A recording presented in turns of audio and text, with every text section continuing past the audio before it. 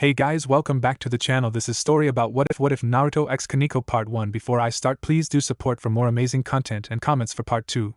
Do consider to subscribe my channel and share my video to your friends and check out the description as well. Let's start the video. Issei was happy. In just the past couple of weeks, his life had made a complete turnaround. He had been reincarnated as a devil, and while dying wasn't something he enjoyed, he could say with certainty that he had never gotten over something faster than when he gained the knowledge that he now had a chance at creating a harem. He had awoken an ancient power that helped him take the life of the one who had ended his own, and he was constantly surrounded by beautiful women, causing his perverted brain to go crazy about what he would do with their breasts if any of them became his girlfriend. All in all, he couldn't see any possible way for the life he now had to ever fall apart.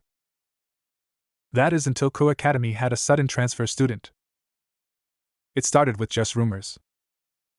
The new transfer student and Rias were walking together outside of school. "Did you see the new guy? He's so handsome, and if what Aika said was true, giggles."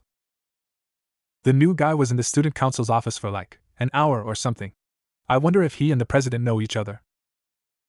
Don't tell anyone I told you this, but the new guy and Gremry-sama were seen by someone in our school in the mall together. Rumors had always been something he had ignored. His previous notoriety as one of the worst members of the perverted trio had made it so that he had developed an ability to ignore them effortlessly, and yet these were different. They had pierced through his metaphorical barrier rather effortlessly, and led to Issei gaining his own suspicions. The one about his king's best friend only made him slightly curious before his focus went back to Rias. And rightfully so, he would say to any that asked. The new transfer student, as everyone was referring to him as, was the exact kind of guy that Issei was usually intimidated by, only that was before he had gained the strength that he had now. And yet something still warned him about the guy, telling Issei that he shouldn't mess with him. Standing tall above his own average height, at least by Japanese standards, the transfer student, or Naruto Uzumaki as he had introduced himself, was in a league of his own. The closest comparison Issei could make for him would be to that of an American football linebacker. And even then he wasn't sure if that was a good enough representation of the man's stature. Not to mention the way he was in school. Even something as mundane as walking through the hallways made Issei feel like he was watching a shark on the prowl for his next meal, what with the way the hallways cleared for him like a school of fishes avoiding an apex predator. Of course, many didn't like that, but their false bravado was quickly put to rest without contest. Those foolish enough to even try and get into fights with him were always stopped by members of the student council before anything could happen. Issei thought to himself that it was probably more for the antagonizer's protection rather than Naruto's. Now hearing that the two of them were seen together outside of school caused him a feeling of anxiety that he couldn't understand. The sole reason he hadn't done anything sooner was that there had been no evidence claiming what the rumors were saying was true. In school, the blonde and his king were as close as strangers, never seen together as some had said, and not once was there a moment where it seemed that the two shared any connection whatsoever. Make no mistake, it wasn't like Issei was a jealous individual. Far from it. He knew people needed space, even if they were devils. It was just the fact that despite all the rumors going around, Rias had yet to bring it up to either him or any of his fellow peerage members, and that was driving him up the wall with apprehension. Why wouldn't she clear the air on this subject with her close friends, with him, her boyfriend, if there wasn't any truth to it all? Wouldn't that be the first thing someone should do? This combined with the fact that there had been this awkward air surrounding the members of the ORC due to their king's random calls for rain checks for their meetings, and he had decided that enough was enough. And so that is what leads us to what he was doing today. Early in the morning, so as to catch her before she was busy, he made his way to her apartment in order to confirm that his suspicions were just that. Suspicions. Luckily it wasn't a long walk, as she had chosen to live close to their school, allowing for him to be there and in front of her door in less than 20 minutes. Pressing the button that rang the doorbell, he awaited her response. Yet after waiting for more than 3 minutes with no response, he pressed it again, assuming that she had to be asleep or something, as the last time he had been in her apartment, the doorbell had been extremely loud. But still, she didn't answer. And this time he had waited even longer, 10 minutes to be exact. "Arg," he groaned, rubbing his hand through his hair while he huffed in annoyance. Deciding that he had gone through all polite options should she be sleeping or otherwise, he stuck his hand in his pocket and brought out his phone. It was a new one that Rias had bought for him, saying that it was a gift for being both her boyfriend and her precious pawn. A click of her contact later, and he was listening to the tone as it began to ring. On the 5th ring, he was prepared to hang up and head back home, as she was probably busy or occupied, but the distinct sound of Rias' voice made him pause in his action. "Issei?" The voice that had filled many of his past fantasies resonated through his phone's speakers. He noticed that her voice sounded hoarse as though she had just woken up, and yet alongside it was the seductive undertone that had always made his pants tight whenever she spoke to him. "What do you need that you had to call me this early in the morning?" she groaned out, her words ending in a whine that Issei excused as her probably stretching her recently awakened body. Just imagining her figure while she did so had him getting a little hot under the collar. That is until a random bout of embarrassment hit him as he processed her question. Just how childish would his reason for disturbing her rest sound to her, especially given that as they were devils, reincarnated or not, the subject of jealousy was a rather foolish topic to them. Theirs was a mentality driven by power and prestige, so things like envy, despite being one of their many believed sins, was something that the species as a whole considered beneath them. It was this that caused Issei to hesitate in replying to his king's question. "Issei?" he heard her say before her side went completely quiet, though once more he thought nothing of it. "Yeah, I'm outside your apartment right now. Could you let me in? I think you were sleeping when I rang your doorbell. I want to talk to you about something." He began unsurely before finishing with what he thought was a strong voice. It took a little while, but after a minute of silence the white noise resumed from Rias' side, confirming that she had muted, but for what Issei wasn't sure. He wasn't allowed the time to think about it though, as soon after, he heard the telltale sound of the phone being picked up and Rias' soft voice greeted his ears again.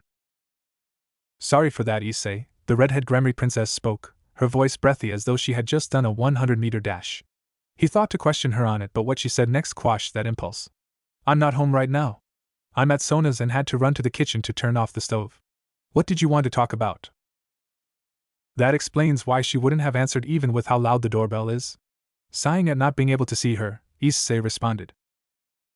Well, if you're at the president's house I wouldn't want to disturb you. This is something I wanted to talk to you in person about," he said as he began the walk back home. He would talk to her another day, as ruining her day with Sona wasn't worth her listening to his jealous ramblings. She already was dealing with a lot as the heiress to her family. "If you're sure," Issei heard her remorseful voice through the speaker. I know," she suddenly spoke up, her voice filled with enthusiasm. "How about I go to your house tomorrow, and we can discuss an appropriate apology for me not being there? How does that sound? Is that okay with you, dear?" She trailed off sultrily. Issei felt as though he could feel her breath through the phone. That's how erotic she sounded. And based on the feeling in his lower area, he could tell that his junior was feeling it too. Taking a deep breath in order to hide his excitement, he replied, albeit she could tell through how fast he spoke. "That's perfect, see you tomorrow then. Bye." He hung up without waiting for her to speak, as he didn't want to embarrass himself and ruin what was to come if she heard how excited he was. The next day couldn't come any faster. While Issei was focusing on whether or not he should wear cologne the next day for when he met with Rias, the girl of the hour wasn't even thinking about the conversation they had only moments ago. Oh. In fact, the crimson-haired young woman currently on her hands and knees on her own bed, whose hips were being savagely hammered into, couldn't think of anything but the blonde hunk of a man that Issei had been worried about. And while doing so, with what semblance of a mind that she had left, Rias couldn't help but think about how their relationship had started. As the heiress of the Gremry family, she had responsibilities. One of those responsibilities was the continuation of her bloodline. And so it was decided between her parents and their close friends of the Uzumaki clan that when she became of age she would marry their son and help continue the bloodline of both the Uzumaki and the Gremry families. An activity they were currently participating in, as the Uzumaki heir admired the way Rias's massive breasts and round ass bounced and jiggled from the power behind each of his thrusts. Now that they were 18, it was only a matter of time before their marriage was announced to anyone that listened in the supernatural world. Of course, that would mean that Rias would have to break her pawn's heart in the process, but he honestly wouldn't be surprised if the slut got off on that with how sadistic her queen was. There was no way you could be around someone like that for so long and not assimilate some of their quirks. Pressing down on the back of her head, he forced it down, bringing her ass further into the air, allowing him to penetrate even deeper into her cunt. The muffled squeals of pleasure that left her mouth as she bit down on the covers beneath her were music to his ears. "Damn, Rias, you are tight." It was as though her cunt had been replaced with a vice. That's how strongly she was gripping him. Only because of his immense strength could he keep drilling into her velvet tunnel without pause, as he felt that if it was normal human in his place they would have been down an appendage at this point. "Was that your boyfriend on the phone? He sounded worried about you, and yet here you are taking my..." He angrily growled, pressing the head of his against her cervix and pulling her head back by her hair as the overstimulated redhead grasped at the sheets in desperation. "You dirty, cheating whore!" Rias cried tears of pleasure as she gasped and moaned while staring into Naruto's eyes from where he was now holding her up. No, I'm not a cheater. I love him, she denied pitifully, her getting even tighter at his accusation. Smack. Rias jumped at having her ass slapped, a red mark of his open palm already forming on her meaty ass cheek as she continued to get railed by the powerful blonde. The bed beneath them was creaking and shaking from the strength behind their lovemaking. Fuck. Why are you getting tighter then, you little slut? Do you like the idea of being fucked by someone other than your boyfriend? You enjoy being stolen away from him, huh, don't you? Smack. Answer me, slut. He yelled in a tone that allowed no defiance. Yes. I love it. I love it when you fuck me. I love the thought of a big, strong man like you stealing me away from my boyfriend. I love the thought that you've ruined me for anyone but yourself as you rearrange my insides. Please keep fucking me. Don't stop, please, she begged. Naruto groaned deeply at that. Her erotic rambling caused him to nearly lose all sense of restraint as he reached around and grabbed her by the throat, gripping it tight enough to just barely feel like he was choking her before he proceeded to do just as she asked and lay it into her. Hard. Using his hold on her neck, Naruto rammed into her plump-ass cheeks powerfully, his colossal scraping against her cunt walls in such a way that she felt tingles from her womb all the way up to her brain. Just look at the way those fat tits shake. I bet I could fuck you in front of him right now, and you wouldn't even care. He mocked her. You can take me in front of his whole family for all I care, just keep fucking me, she said before moaning as Naruto did a particularly hard thrust. It was as though her soul was being torn apart and put back together over and over with each collision. At this point, even if Rias knew that God was dead, she would have assumed that Naruto was his reincarnation with how good he was fucking her. Wet smacks resounded off the walls of his bedroom as Naruto slammed against the near-comatose girl's hips. He ignored the feel of her legs kicking him in the behind as he continued to drive her towards a massive climax, his own nearing just as quickly. As the pressure in her core built up, coiling up like a spring, Rias cried out in ecstasy as Naruto reached under her and pinched her clit, bringing her to an unexpected orgasm. Oh, why, coming, I'm coming, she wailed, her experiencing orgasm after orgasm as it was bullied by her lovers, the bed getting soaked in femcom, and her tightening to extreme levels as she unconsciously tried to bring her lover to climax with her. The sound of Naruto groaning atop her as he planted his hips against her, filling her insides with his steaming hot load, showed her success as her eyes rolled up into her head and her body went limp as the pleasure overload caused her mind to finally shut down, her consciousness fading as she entered a blissful rest. Naruto groaned as he pulled out of the sexually comatose girl before rolling over and laying his body on the bed beside her. Just as he began to close his eyes and begin the process of falling asleep, however, a faint noise near the foot of Rias's bed caused him to stop. It sounded wet and rhythmic, and when he got up to see what it was, he was greeted by the sight of his wife-to-be's queen masturbating with her eyes closed and her head tilted back while quiet breathy moans left her mouth every now and then. Smiling as he realized that the night was far from over, Naruto made his way to where Akino was now watching him approach. The first time she had heard about the engagement, Akino saw firsthand the sheer outrage Rias had felt towards it. On that day, the busted queen of the Gremry heiress did not believe that there was any other being that could match her king's anger. But Akino could understand where Rias was coming from, at least to a degree. To go from having the freedom to do whatever she wanted, whether that be something little like watching anime or something great like going to school in the human world, to then being told that she wouldn't have the freedom to choose her life partner. Someone who most girls dream of finding on their own. Then reasonably so, Rias had been pissed. Akino still remembered the nights she would spend at the girl's house comforting her as she cried about how she was nothing more than an object whose value depended on how much she benefited her family. How Rias's family saw her as nothing more than the Gremry heiress and not Rias herself. A part of Akino thought she was overreacting, but the other simply told her that supporting her friend despite her thoughts on the matter was what Rias needed most at the time. If Akino told her what she thought, Rias may have seen it as her taking Rias's family's side instead of her just giving advice from one friend to another. What surprised Akino the most was what she could only call a move of desperation from her king. They had recruited a pawn, a perverted boy by the name of Issei Hayadu, but that wasn't the surprising part. No, the surprise came from how, not even a week after he had been reincarnated, Rias announced that the two were dating. She had questioned her on how it had happened, and the suspiciously hurried responses had only confirmed what Akino thought. Issei was an unknowing pawn, funny really, in Rias's gambit to free herself from her marriage. He was a cute boy, and if she could ignore his rampant perversion, Akino could maybe even say that he had a good personality. So she felt sort of bad for him because he was being unknowingly led on, but really besides that Akino couldn't care less about him beyond his status as a fellow member of Rias's peerage. Of course, when in her defiance Rias had decided, quite stupidly Akino might add, to tell her family that she was in a relationship with the said pawn, it was no surprise that they did not like this news and did something that Rias did not expect at all. They decided to expedite the marriage by having Naruto move in with Rias in the human world. At this news, Rias had been devastated and locked herself in her room. No one, not even her boyfriend or her queen, could get her to leave. Still, on the day of his arrival, Rias was forced to greet him, so on that day she had asked Akino to be present, to at least give her somebody to lean on metaphorically while she went through this whole ordeal. Akino had secretly been pleased when she first got sight of her king's fiancé. Both she and Rias were well above the average height of women in Japan, and yet, standing in front of Naruto Uzumaki made it feel like she was a small child looking up at an adult. That was without mentioning his broad shoulders and muscular frame that made her feel like, if he wanted to, right there while they were showing him around the apartment, he could pick her up like she weighed nothing, pin her against the wall, and have his wicked way with her. And she didn't even know if she would be against it. Then there were his eyes. Two blue orbs that looked like they were shining with power, and all throughout the short tour were unashamedly watching the two of them as they walked in front of him. Even now, she could remember the feeling of his eyes undressing her whenever they were in the same room. Unexpectedly, Rias too, despite her anger, had felt the same way if the blush Akino saw on her face back then meant anything. But back to Naruto. Akino felt that everything about him screamed the word man to her. Not just how he looked but how he acted.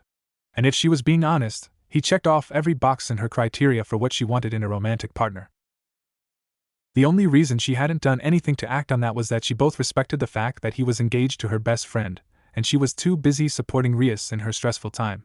That didn't stop her from checking out the Uzumaki heir whenever she had a chance, though. Akino could settle for eye candy at least for now. But something had changed. You see, whenever Akino went over to Rias's apartment, she was always prepared to hear at least a couple complaints about Naruto. They would be little things that even Rias herself was guilty of.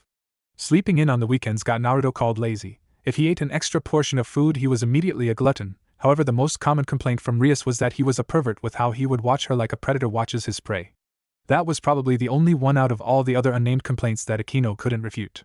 He truly did have a predator's gaze. But recently something was different. Almost like Rias's attitude towards her blonde fiancés, every action had completely disappeared. One day, Akino had gone over prepared to listen to another hour-long rant on why Rias hated Naruto, but instead of any of that, the two of them had just done what they used to do before he had arrived. They watched anime, talked about life, and laughed together like normal. It was just like old times. And even if Akino felt great about that fact, she couldn't help but be curious as to how this night-to-day change in her friend had occurred. The one thing that was most curious, though, was Rias's response to being asked up front about it. Her face would flush to a color that nearly matched her hair's, and she would stutter out an excuse before quickly changing the topic.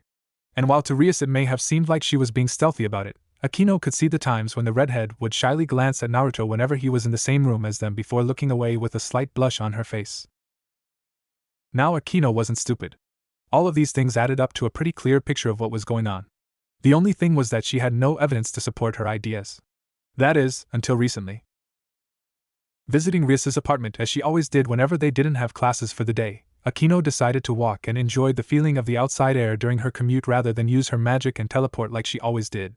She was dressed in a simple yet stylish red dress that hugged her curves but still complemented her refined Yamato Nadeshiko look without being too seductive, and being the natural beauty that she was, there was minimal, if any at all, makeup on her face. Once she arrived and was about to ring the doorbell, she paused as she remembered that she had a key that Rias had given her when they first arrived in the human world, and so she used it to let herself in. With her shoes replaced with her indoor ones, Akino was curious where Rias was because she hadn't come to greet her like she usually did. Checking the time on her phone showed that despite how late it was, she should be up, and they had even texted earlier, which is where Akino had told Rias she would be coming over. So where was she? And where was Naruto? She couldn't remember a time when she had come over and he wasn't there as well. Searching the first floor proved useless since they weren't in the living room or the kitchen. The dining room was empty, and the large balcony attached to the building was vacant of anyone. She was about to move to the second when she heard it. Surprised for a moment, Akino focused her senses to confirm that it was what she thought it was. And when she did so, her face showed her surprise because what she was hearing was something she never expected to hear at Rias's apartment. They were the sounds of extremely passionate sex.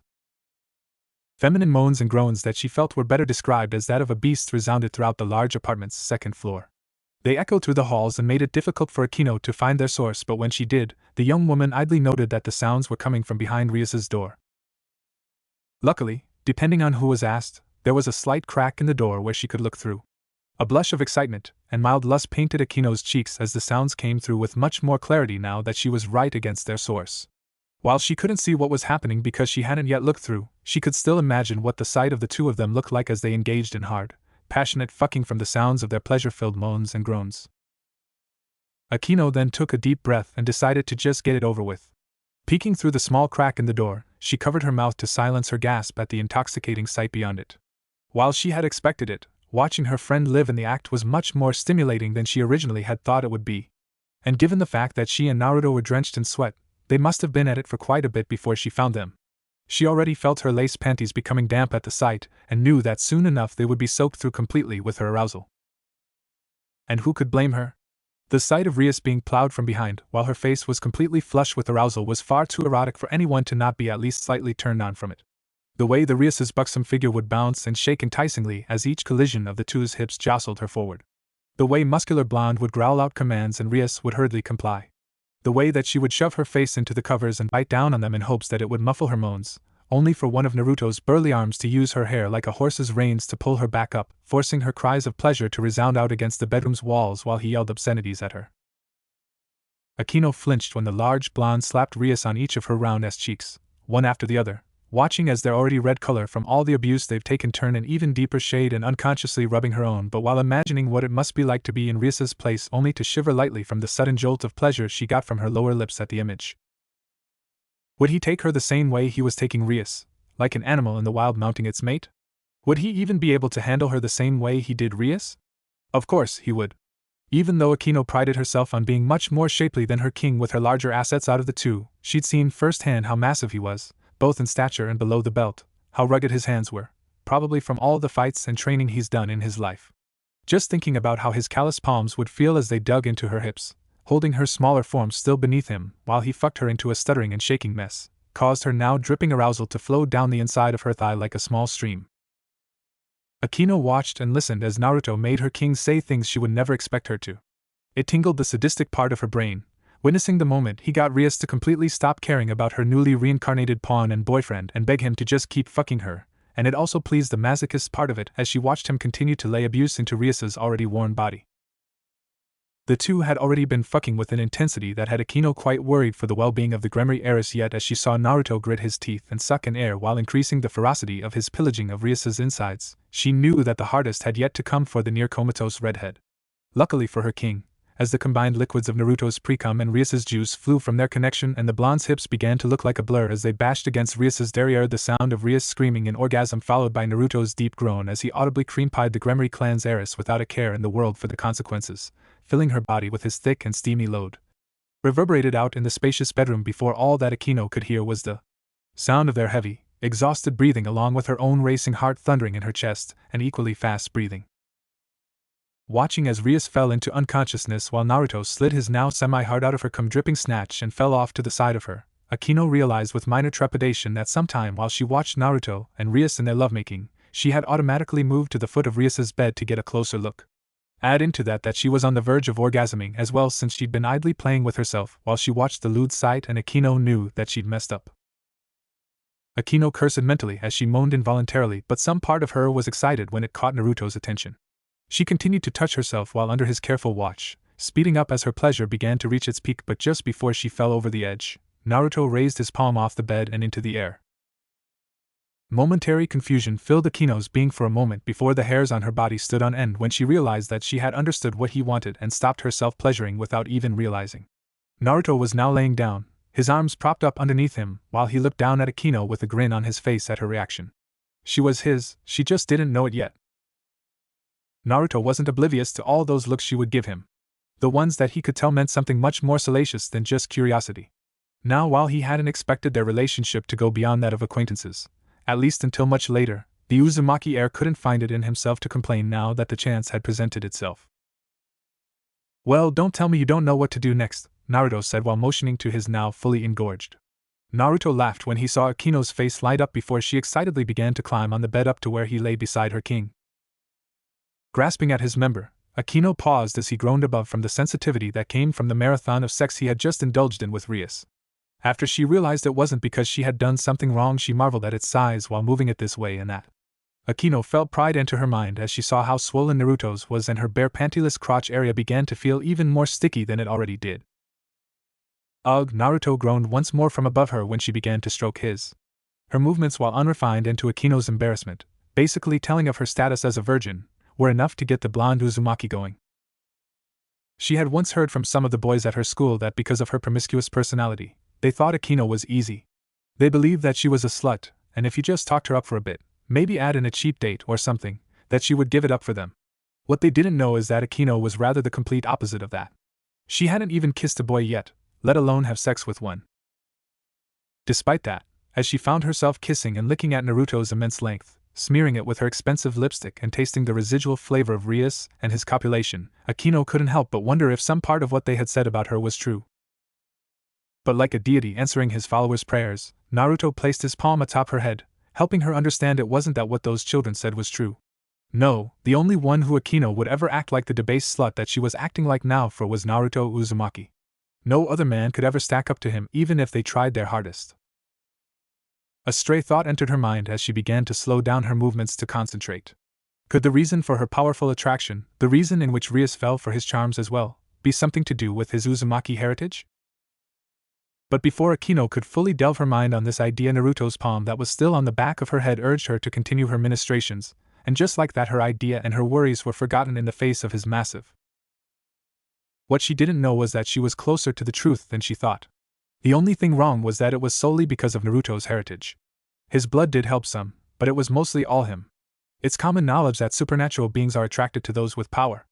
Naruto just so happens to have a large abundance, and that's why it was so easy for him to get them into his bed.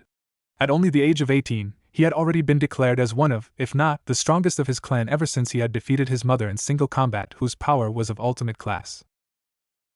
That added into his attractiveness was why Akino, a devil of significantly lower power, was feverishly slobbering over his heart and throbbing. She worshipped it like it was her deity, and to Akino, the towering shaft might as well have been. Looking up into Naruto's eyes, she sucked and slurped at its veiny underside while slowly moving up from his balls to the tip, getting an appreciative growl from Naruto.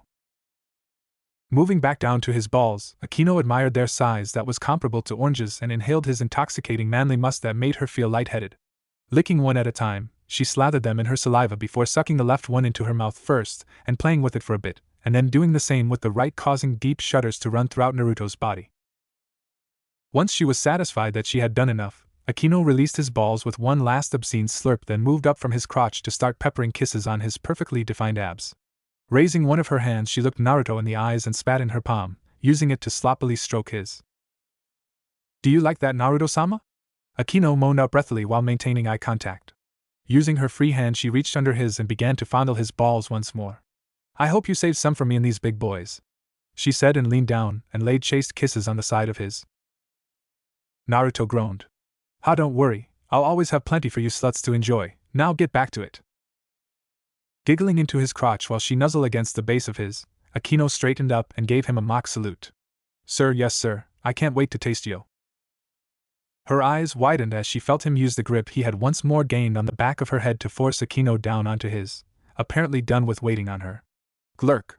Her eyes teared up from the sudden deep throat, and she gagged from the painful feeling in her throat, though instead of displeasure from the pain at the rough treatment, Akino's eyes rolled up into the back of her head as she moaned and came with his lodged down her throat.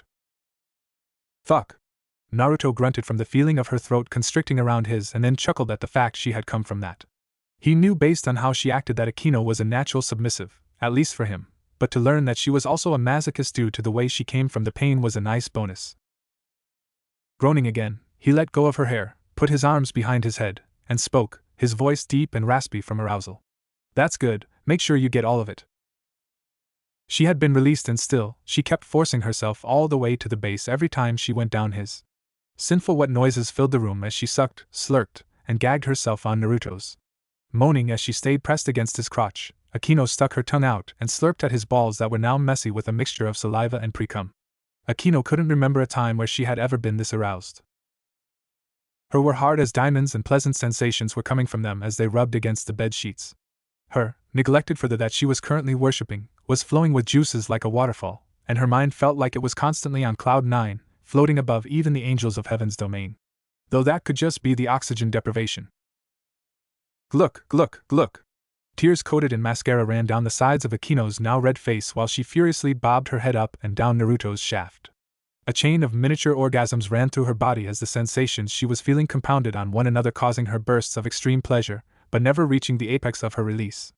And speaking of release. Ah shit, here it comes, Naruto groaned gutturally. Make sure you swallow every drop. He placed a hand in her hair that coaxed her to go faster. Doing so, Akino pursed her lips and created an airtight seal around the base of his, making sure that there was no other place for his seed to go but into her stomach, and continued to slam her head down on his crotch while his balls slapped against her chin. She felt his pulse while its girth swelled inside her throat, suffocating her, and she realized with slight worry that her earlier assumptions had been right. The sound of his nuts audibly churning out his ejaculation reached her ears while Naruto groaned above her, its lewd crescendo warning her of the coming deluge of the thick, warm, and sticky payload he had stored. She had little trouble with swallowing the first few spurts, as they were poured straight down her throat and admittedly tasted rather pleasant. It was only when the volume increased to match his prodigious size that it started to become too much for her to handle. The ravenette beauty fell back off of Naruto's, still ejaculating, coughing into her hand and gasping for air since some of his cum had unpleasantly gone back up and out her nose. When she was sure her nostrils were clear, however, she once more grabbed onto his, but this time instead of sucking it down into her gullet, Akino simply pointed it at herself, and let the last bit of his heavy load fall all over her body. Lines of Naruto's thick and steamy cum painted her figure, creating a lewd painting on her large, voluminous tits and picturesque face. Some even got into her hair, and usually, Akino would be pissed at this fact, but as she looked up at Naruto's pleased and sweaty face with a proud, dirty smile, she couldn't find it in herself to be bothered at all. Holy shit, Akino, Naruto said after taking a deep breath, that was Gyarifuck. As he was breathing to calm down his racing heart after his nth ejaculation of the day, the bedroom was filled with the occasional wet slurp and moan as Akino scooped up some of the cum that had landed on her flawless skin and sucked it into her mouth messily. He was ready to get some rest, as before this he and Rias had been fucking for the past 5 hours or more, but the feeling of something wet and slippery on his sensitive head drew a curse from the muscular blonde. A glance at his crotch showed him that she had finished lapping up all of the semen that landed on her body and was now in the process of cleaning up the source. Akino's tongue once more bathed his shaft in her saliva as she went from the head of his down to the base and back up, all while she loudly and obscenely gulped down the concoction of juices that coated his. Finishing up with a submissive kiss to his tip while her eyes were closed, Akino opened them, showing him that they were glazed over in want and untold amounts of lust. It was enough to get Naruto's blood flowing again, and as his began to harden once more in preparation for the coming affair, he sat up and grabbed Akino by her waist to lift her up. She squealed delightfully and clutched onto his back with her arms around his neck when he effortlessly lifted her up and brought her back down on the bed, tits up, next to her sleeping king and himself. Lovely vibrations rumbled from Naruto's chest and into her body, giving her pleasant tingles as he chuckled at her still having some innocence even after all the indecent things they had done together. With her beside him, Naruto brought his hands up and began to toy with her body. First bringing one of his hands up to her lips, where Akino began to suck on his finger as though it were his, lewdly slurping on the digit as she did her best to excite him even further. Her endeavors proved successful as Naruto's other hand, that had been idly groping her thick-ass cheeks, moved to her front and began to squeeze and play with her massive tits, twisting her diamond hard and sinking his palm into her voluminous breast meat while his other went down south and started toying with her swollen clit. Jian and Akino moaned around his finger, her glossy eyes gazing up at him in reverence. She whined pitifully as Naruto removed his hand from her cunt, stopping her pleasure, but whimpered when he used the same hand to slap his now rock hard against her moist lips. Naruto stared into Akino's eyes, enjoying the way she had yet to stop sucking on his thumb even with all the pleasure he could see she was feeling, with how her body twitched and jumped at every one of his touches. "You want this?" he said as he dragged his up and down her cunt, listening to her muffled moans and cries. Akino nodded, with his thumb now loosely hanging out of her mouth as the anticipation slowly began to become too much for her to handle. Naruto moved his hand back down to grope at her tits before shifting on the bed, so he was now on top of her, his bulky body completely covering her smaller form.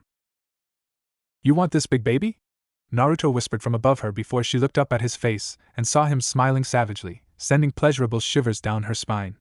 Nodding her head again, this time with noticeable enthusiasm, she looked down between their bodies where she could see his now resting against her entrance, its massive size making her wonder if she would even be able to take it all inside like her king before her.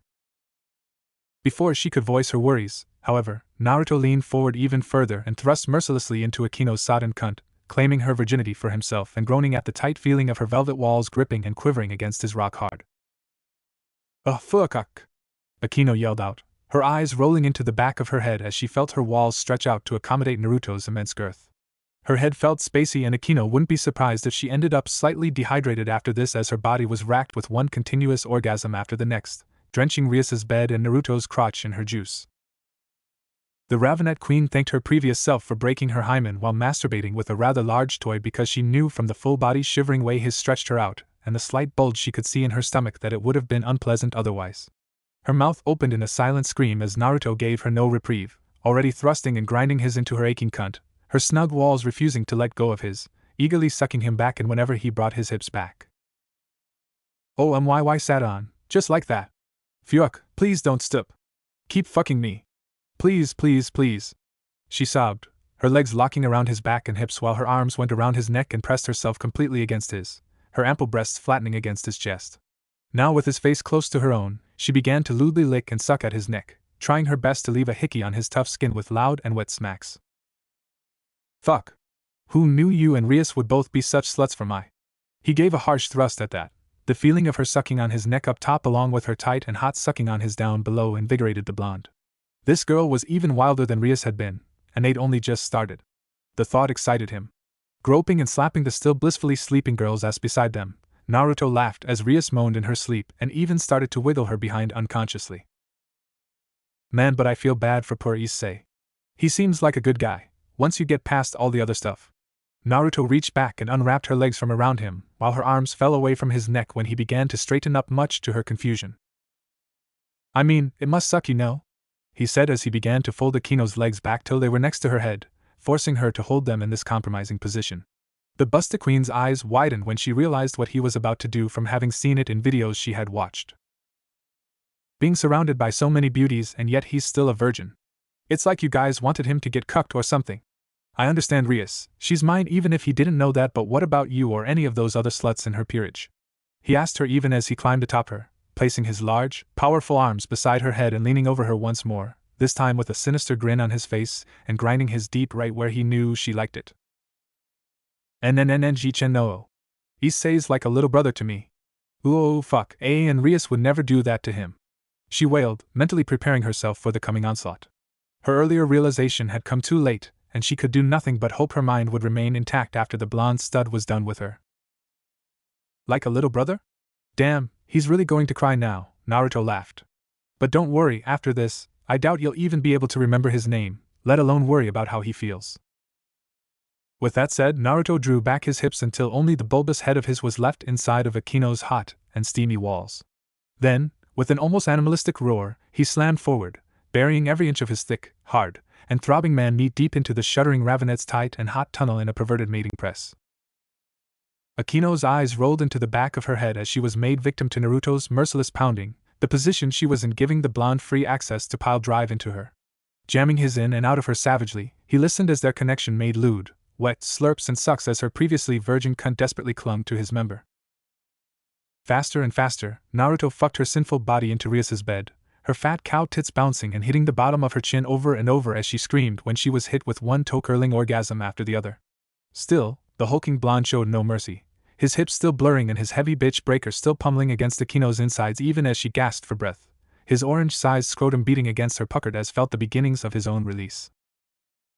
"Oh shit, here it comes, gonna fill you up," he groaned out above her, his thrusts becoming even more ferocious as he felt his nuts begin to tighten until finally, with one final piercing thrust, he planted his head against Akino's womb and let loose. She clearly felt as his first shot traveled through his, its volume increasing his already monstrously thick S-girth even further, pressing it against her sensitive walls as his nut traveled up his length till eventually, it reached his angry purple head where it shot out in batches of thick, sludge-like baby batter.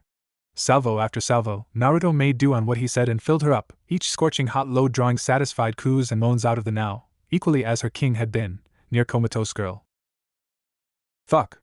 There's no way this is going to be the only time this happens," Naruto said with a final smack to Akino's ass as he sighed blissfully.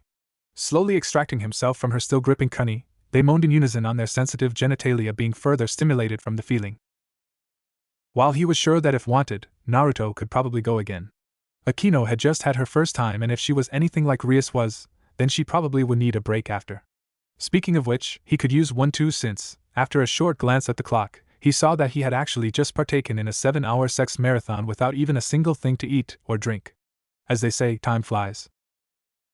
Smack. I'm gonna go get something to eat, you rest up, alright?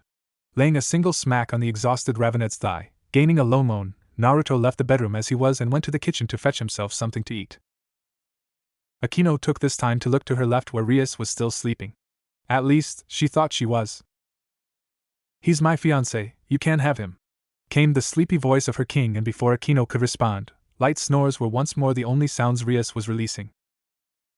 Despite her all-around exhaustion, Akino giggled tiredly at that. All it took to stop her king from hating him and whining about his every action was some really good fucking, huh? If only she had known about that earlier. With that last thought, she joined Rias in her sleep, sore yet satisfied and deeply anticipating the events of the future, and a certain blonde Uzumaki's role in it all. Eyes closed and laid back on the large couch that was in Rias's club's room with plush thighs as soft as marshmallows acting as his pillows and a soft hand soothingly stroking through his hair while massaging his scalp, Naruto Uzumaki was at the height of bliss, that is without including any sort of carnal activity. It was the end of school and students were making their way home after the exhausting day that marked the beginning of each week Monday. One such student was the fuming crimson-haired princess that was seated behind her mahogany desk right now. Instead of completing the work she had been assigned by the Duke aka her father, she had been adamant that now that they were going to be in a proper relationship, only she along with those she closely vetted would be allowed to be a part of his harem, as she so kindly said to him, a beast like you needs more than one girl to slake his lusts on. And so Rias had taken to fulfilling her duty as his future wife quite seriously. At the moment, she was pouting like a child as she swiped through the contents of his phone that he had given to her to get her off his back after she had seen him texting one of his friends with benefits from their class. She was just about to grumble to herself about another hussy trying to steal her husband when the sound of a knock at the ORC's door stopped her. "Come in," she called out. Once she saw who it was, her eyes gained a curious glint. "Saji," Rias said mildly, "does Sona need something from me?" She had an idea since she had seen his eyes lock onto the still lazily napping blonde upon his entry, but she wanted to hear it from the Sidri pawn before making any assumptions. Genshiro Saji was many things, a devoted brother who, despite the odds against him, worked his ass off to make sure that his siblings were raised properly despite the deaths of his parents and grandfather, a responsible student who strived to be the best he could be at all times, but most of all, to any that truly knew him, the one thing that he was most known for was his devout admiration of his president, Sona Citri. His devotion to the Citri heir was unquestionable. From the moment she helped him pay for his siblings' needs to the day she reincarnated him, he swore an oath to himself to help her realize whatever it is she dreamed of accomplishing. Following her orders without question and completing whatever task she asked of him, he made sure she had a use for him in all endeavors. But as he entered the Occult Research Club's clubroom after being given the task of retrieving one of the most notorious students of Ko Academy, he couldn't help but be captivated for a single moment by the beauty of his king's rival and her queen like he was every time he saw them. While Sona was slim and boasted a figure that most girls who worked their entire lives would still fail to achieve, Rias and Akino were sex incarnate. With curves more pronounced than a Coke bottle and breasts large enough that they drew your eyes to them like Earth to the moon, Saji felt that he could understand even more the reason that his friend and fellow pawn Issei fell for a girl like Rias. She was downright irresistible. But thinking about the guy made Saji also feel sorry for him. It wasn't a secret what had happened to him. Almost everyone in the school had seen what had happened. It was why Issei hadn't been at school the whole day, and looking at the cause of it all, simply resting as though he'd done anything strenuous the entire day, boiled the Citri pawn's blood. Even so, Saji wouldn't try anything, not with both Rias and Akino there. Albeit he doubted he stood a chance against the blonde even if they weren't, if what Sona had told her peerage about the guy's strength was true. But that's not what he's here for. Mentally shaking himself away from those thoughts, he looked back to see Rias had been waiting for him to get out of his head. "Well?" she asked him, ignoring the small lapse in their conversation. "My apologies, Lady Sona wants to speak with him," Saji replied, pointing, rather rudely in Rias's opinion, at Naruto. Akino smiled and gave a small wave to Saji when he looked in their direction, an amused feeling entering her being at the jealous look he had for an almost unnoticeable moment before Rias's voice brought his attention back to her. "And would you happen to know what she wants to speak with him about?" Rias asked Saji, her tone filled with suspicion. She didn't know for sure, but Rias got the feeling like she would have to watch out for her rival/childhood friend when it came to her being around Naruto. Sona was a rational and trustworthy girl, That is true, but Rias knew firsthand what it was like to be seduced by the beast of a man she now called her fiancé. It was him that she couldn't trust. She's heard the rumors. How he was seen entering the student council's office for long periods of time on multiple occasions. As pathetic as it was to see them do so, she thanked the nosy humans of this school that gossiped more than they studied, since she wouldn't have known about their meetings otherwise. He'd already proven himself to be more incubus than devil with what he did to both her and Akino. There was no telling just what he'd do if given the chance with a girl like Sona, and so she made it her responsibility to make sure the two stayed separated. Rias had been successful thus far, but she hadn't expected Sona to call for him directly instead of letting Naruto go to her. That just seemed out of the norm for the bespectacled girl. No, she just told me to get him to come to the student council if he was free, Saji said, but then paused as he looked contemplative. Though she did tell me to tell him that it was time for their weekly match. Whatever that means, he muttered and sent a subtle glare at Naruto's still peaceful form. Rias thought about what that could mean for a moment before her eyes widened in surprise and then narrowed in even further suspicion. Quickly schooling her features, she spoke. Well, I'm sorry to say this, but you can tell Sona that he's currently busy with something at the moment. Or rather, with someone. Rias thought as she watched the young man rest peacefully atop Akino's thighs, a position most boys in the academy would kill for. I'm sorry, Lady Gremory, but she was rather adamant that I don't take no for an answer, Saji said apologetically, while internally he was annoyed at that. Why Sona was associated with someone like Naruto is beyond him. That and what Rias said made no sense. How could someone sleeping be considered busy? Rias' right eye twitched in annoyance at that. It was just like Sona to make sure that everything went the way that she wanted. Rias was just about to reply to Saji but stopped when she saw Naruto raising himself up and off his resting place. However, her beautiful features twisted in anger when she saw the obvious reluctance in which he did so. Thanks for that, Akino. Best rest I've gotten in a while, Naruto said as he stretched his arms and body out. Akino, and to some degree, Rias as well, licked her lips as she watched the muscles in his upper body twitch and ripple with each of his movements. Now then, Naruto grumbled under his breath as he turned from the couch to look at the club's visitor after he'd finished stretching. Saji. He sighed and looked the boy over. If he wasn't such a dog waiting to be pet by his master, Naruto felt confident that he and his fellow blonde could have been friends. He held a staunch dislike for people that willingly allowed others to order them around. That dislike only increased if they actively desired said direction, and sadly, Saji fell in that category. Tell Sona I'll be right over, yeah? Naruto said nonchalantly, yet everyone in the room knew that despite his tone being light, it brokered no arguments, yet Saji felt that he couldn't allow what he believed to be such casual disrespect to the girl he viewed so highly. Excuse you? Saji began, ignoring the look both Rias and Akino were sending him that said to stop before he regretted it. Lady Sona is not to be kept. Why? The words that were arrogantly rolling off his tongue like a waterfall dried up like a drop of water in a desert. Or more like froze. For just a moment, Naruto's glacial blue eyes locked onto his own, but a moment was more than enough. Pure unadulterated fear paralyzed Saji's body as images of his gruesome death at the hands of the blonde monster in front of him passed through his mind before, like a breeze passing by, it was over. Gasps of air left his mouth as he took gulps of the life-giving element after subconsciously holding his breath, his body instinctively doing everything it could to make him as still and unnoticeable as possible in the face of an apex predator. Almost as though he hadn't nearly driven someone to madness with just a brief flare of his power, Naruto turned, this time his eyes focused on the one seated behind the mahogany desk. Not without repeating himself, however, there was the possibility that Saji had forgotten what he'd said earlier in his brief episode. Yeah, no problem. I'll make sure she gets the message, he muttered pathetically before figuratively escaping out the door, leaving complete silence in his wake. Rias, Naruto's voice cut through the silence, his smooth baritone soothing the two girls' beating hearts and making them sigh unknowingly in almost perfect sync. They thought that they were about to witness someone's death, so to see it all go smoothly, in the end, was a welcome relief. Rias felt shame as a throb of pleasure radiated throughout her body the moment his half-lidded smoldering blue eyes locked onto her own. She hated how every time he laid his eyes on her she felt like a gazelle being stalked by a cheetah. She was the proud heiress of the Gremory clan. No man, whether he be strong or not, should make her feel weak in the knees like Naruto did to her so effortlessly. There was no way that his casual showing of power had affected her in any way. It wouldn't be right for someone like her to be so easily influenced by some hunk of a man easily dominating those that went against him. Just thinking about how he crushed her best friend's pawn spirit with but a glance reminded her of an altercation between Naruto and her former boyfriend earlier that day. How it made her heartbeat quicken and her panties dampen. She'd truly never been so aroused as she had been then, but seeing as she still had school to attend, Rias put her arousal on the back burner. Until now, that is. When she first felt like this, Rias had called her mother and spoke to her about it. She had asked her if there were any explanations as to why she felt this way. Was there some sort of power that the Uzumaki clan had that helped them in the subjugation and acquisition of lovers? Or was it something to do with Naruto himself?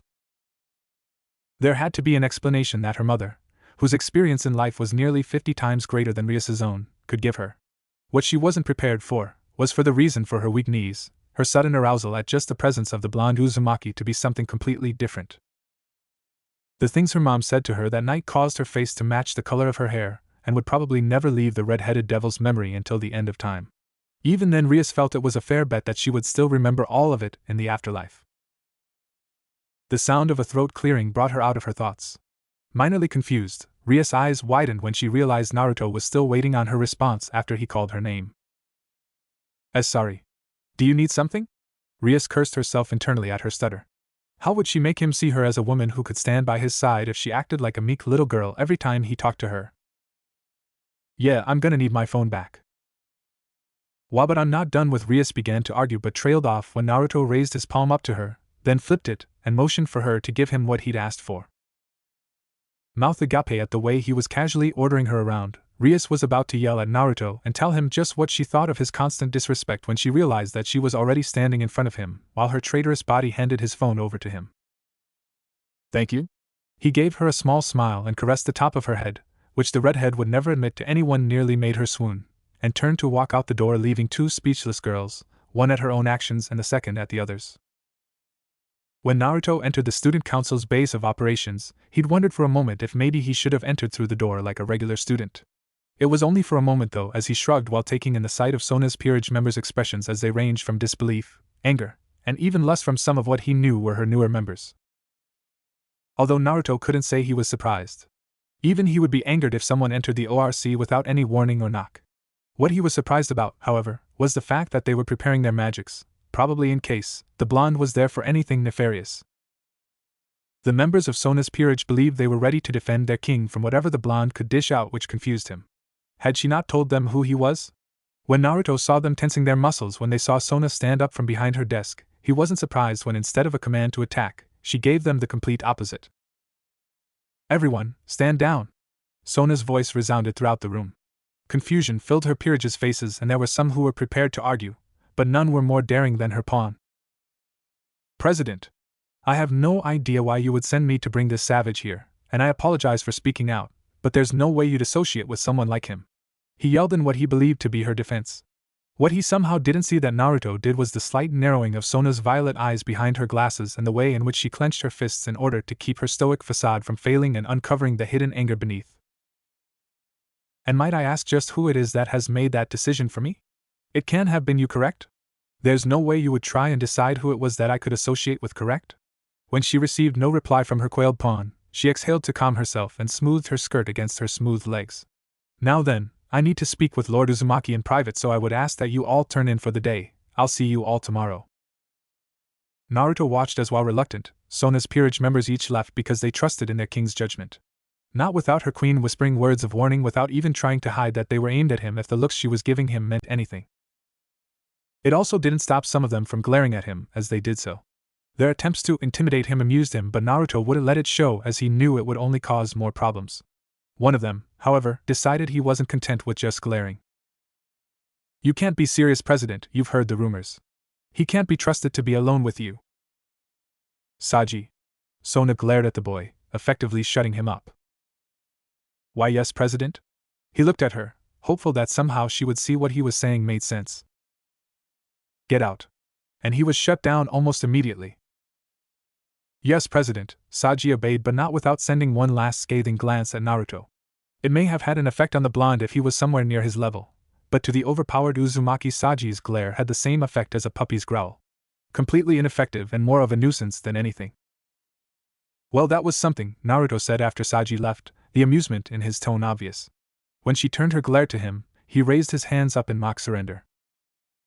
What? It's not my fault your pawn has something out for me, though I do have a feeling what it could be, Naruto said while shrugging his shoulders and slyly muttering the last part. I will admit Saji is rather brash, she ignored Naruto's snort at that. But he is still getting used to life as a devil no matter how comfortable he looks. Sona moved to the shelves along the walls of the room before opening one of its cabinets and reaching inside. Now then. Her petite hands came out with a board game that was extremely popular amongst devils, Naruto not so much. Looking over at Naruto, who was still standing and looking at her with a disgruntled expression, she gestured to the seat in front of her desk. Aren't you going to have a seat? Naruto was about to give her a rude reply before he stopped with a sigh at her obvious scheme. I'm sighing a lot today, aren't I? And deciding to just sit down in the plush cushion of the chair and eye the piece of wood Sona placed between them. Sona was beautiful, Naruto would and could never lie about that, and as a man who was surrounded by attractive women all his life, he felt there was no better judge. Her slim yet lithe figure was always a joy to behold. The way her violet eyes sparkled whenever they played chess, their weekly ritual. The sight of her shapely ass and strong legs whenever she bent over to get something in front of him, her co-uniform doing nothing to cover her uncharacteristically raunchy panties. As he watched her approach where, Naruto readily admitted to himself that if it wasn't for the troublesome situation that would come about from betting the citry heir, he more than likely would have done so already. Sadly, or not, that decision was slowly being made for him. You didn't bring me out of my peaceful rest on the soft pillows known as Akino's thighs just to play this boring game, did you? He said in annoyance at his rest being interrupted for something like this.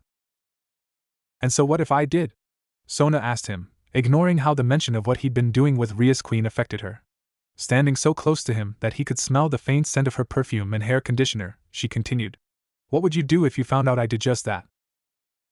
Naruto had an idea of where she was going with that question, but as it was Sona, he didn't feel that taking that risk was worth, and so he merely grunted in reply. Her only reply was a single raised eyebrow and barely hidden amusement before she leaned away from him, taking the pleasing scent with her. Now that we've gotten that out of the way, I'll stop wasting your most precious time, Lord Uzumaki, Sona said, her eyes half-lidded and gazing into his own. She began setting up the board while starting on what she truly called him to the stucco's office for. Let's start with what I consider the most important. You somehow got the prideful girl that I've called my best friend since childhood to agree to the marriage contract that she was against to the point where I doubt she would have been above trying to kill you, and I want to know how. Naruto smirked at that but didn't comment, causing Sona to narrow her eyes at him before she continued. Second, the incident this morning, she began sternly. Not only did you start a fight with a student of Ko Academy, but based on reports given to me, the outcome of the said fight has more than likely done irreparable mental damage to a member of Rias's peerage, and that is not something I can accept. The smirk on Naruto's face widened at that reminder of what had occurred as soon as he made it to the academy. When he had arrived at school that day, it had been with both Rias and Akino hugging his arms to their chests. Rias said this was her way of making sure everyone knew he was taken, but he knew it was just an excuse for her to press against his muscled form, as throughout the entire walk to the academy, her hand never stopped caressing his arms and the various muscles on his upper body. Of course, Rias's boyfriend had seen them when he went to greet her at the school's entrance, and he had been gobsmacked. It was amusing to watch Issei squirm and be at a complete loss of what to do about their intimacy, but eventually, Naruto had grown bored with that and walked past him, bringing the two girls with him. It was then that the young devil had made a mistake. He threw a punch at Naruto. It hadn't even been something for the blonde Uzumaki to worry about. A punch from someone like Issei was like a mosquito biting an elephant. Unnoticeable. It didn't stop him from ignoring when Rias asked him to at least go easy on him, much to Issei's further dismay at her not defending him, and it definitely didn't stop him from beating the boy to the point that he needs some sort of magic to heal him if he didn't want to be sore for the next month. When it was over and done with, Rias had scolded Issei. Not only had he tried to attack her fiancé, but he had tried to attack a high-class devil. He was lucky that Naruto hadn't killed him, as the punishment for doing so was usually execution. With one last command to apologize to the blonde and to be grateful for the mercy Naruto had given him from Rias, Issei had left Ko Academy's grounds to go home and lick his wounds. He didn't even get to question her on what got him angry in the first place. Back in the student council's office, Sona watched as Naruto seemingly finished his brief reminiscence as he looked at her and shrugged. I don't know what to say to that. It wasn't my fault that the idiot thought he could fight me. And for what? To take back the girl that was never his in the first place? How stupid is that? Naruto seethed. Besides, he's lucky I did what I did to him. My mother threatened to cave Issei's head in when she'd first heard the situation, and I don't doubt that she meant it. After hearing that, Sona just looked at him, or rather through him, for a moment. While it was well known just how strong the Uzumaki clan was amongst almost all devils, there were none more infamous than Kushina Uzumaki, and to hear that she of all people had wanted to come to the human world to dish out punishment on Rias's pawn but was stopped by her son, Sona thought that Issei should buy a lottery ticket with how lucky he was to be alive right now. Still, there must have been better ways to deal with it. If you convinced your mother not to do so, why couldn't you do the same with yourself? Sona reprimanded him. The boy I knew wasn't someone who would lord his power over others. Naruto glowers at her at that. Well, people change, he said in anger before confusion took over his mind as he watched Sona move to where he was seated, the grace in which she did so reminding him of a lioness stalking its prey until. Naruto grunted as Sona sat down directly in his lap with her back facing his chest, and folded her legs so that she was completely on him. Alright then, let's get away from that topic. What color will you be? White? Or black? Sona asked him with a smile while acting like she wasn't doing anything indecent. She brought the chessboard she'd set up on the table earlier closer and looked up at Naruto from where she had rested her head against his chest when he didn't answer. Though who could blame him? The nonchalance she was showing at her actions was surprising to him, but he then smirked when he registered her question. That part of me hasn't changed and I doubt it ever will, he said and wrapped his arms around her to get comfortable, his arms right below her breasts before motioning her to take the first move. He'd always been a reactor, letting others attack him first to gauge their skill, then either crushing them with a few decisive blows if they were far below him, or having an all-out brawl if their skill level was near or above his own. She smiled and did as he said and moved her pawn forward, taking the first move. Whatever had made him upset earlier was no longer present, and so their game of chess moved along smoothly. This wasn't the first time something like this had happened, Sona sitting on his lap that is. Ever since he'd first been to this office to do their weekly routine, which was playing chess, he could tell something was different about the Sona. She would look at him in ways that he was used to seeing in the eyes of those he was sleeping with. It wasn't until recently that she started to escalate from looks to touches, and then eventually to the position she was in now. He grunted as Sona moved around in an attempt to find a more comfortable position, inadvertently grinding her round bottom on his crotch before pausing as she felt the effects her movements had on his manhood. A glance up at him showed a glint of something no one would ever consider possible to see in her eyes before she continued to shift her backside back and forth along the growing length inside Naruto's pants. It seemed that she wanted to take their little relationship to an even higher level. Have you made yourself comfortable yet, you minx? Naruto asked her. The strain in his voice would be missed by anyone else, but not Sona. She moved a bit more as though she still hadn't found the spot that felt best yet when she was just using it as an excuse to continue humping against his now protruding crotch. I'm quite comfortable now, thank you very much for asking. Now, as I asked earlier, but you were too arrogant to answer me with more than a smirk, what did a brute like you do to seduce my best friend? Are you sure you want to know? Naruto asked while moving his hands down from her midsection to her hips, carefully unbuttoning her uniform as they made their way down. You think you can handle what I did to her in Akino? And Akino? She moaned. I fear for my chastity if you've somehow gotten her in your little group of conquests, Sona said while gasping and moaning at the feeling of his hands brushing over her sensitive skin. Once Naruto had finished undoing the last button on Sona's top, he brought her arms up with one hand while he used the other to begin taking it off, bringing his other arm down to help when Sona held her arms up by herself for him. Now that she was free of her shirt, Naruto admired the navy blue lace bra that was revealed to have been hidden underneath. Sona blushed as Naruto raised an eyebrow at her choice of underwear. What? I can wear something sexy if I want, there's nothing saying only girls like Rias can. She huffed before keening as Naruto ground his heart into her panty-clad sex. Hey, who said I even had a problem with it? In fact, here, let me prove to you my appreciation. It's okay, you don't have to prove it. Fuhuhu. Sona bit back a curse and moaned as Naruto brought one of his hands to fondle her breast through her bra, her eyes going unfocused as the feeling of his large palms mercilessly groping her covered breasts were divine to her senses. She cried out when Naruto started pinching and twisting her before her cries were muffled by his lips connecting with her own. Naruto had used the position they were in to his benefit. Holding Sona by her chin, he captured the lips of the girl that had been tantalizing him for the past weeks, and Sona instantly melted into it. Keeping her lips connected to his, she turned her body in his lap so that she was now straddling Naruto's hips and moved so her arms encircled the back of his neck, deepening their connection. Separating with a gasp for air, the two stared into one another's lust-filled eyes for a moment before diving right back into it. The two of them passionately locked lips for the next couple of minutes, only separating sparingly when the need for air became too much, or to whisper seductive words into the other's ears. Feeling as Sona leaned into his chest once more, Naruto listened as she let out a multitude of whimpers and whines through their connection before she squealed as his hands that had gone back to her hips some time while they were making out moved lower and gripped onto her bare-ass cheeks that had been exposed by her skirt riding up on her behind from her grinding. Naruto reluctantly separated from the kiss, leaving Sona breathless, and watched, enthralled by the sight of his hands being engulfed by her delectably plump cheeks. Staring over her nude back down to where his hands were, Naruto manipulated the flesh of her ass with extreme dexterity, pulling them apart and groping them before he moved back, leaned down, and began kissing and sucking at the delicate skin of her neck, enjoying the erotic meals that she released in response.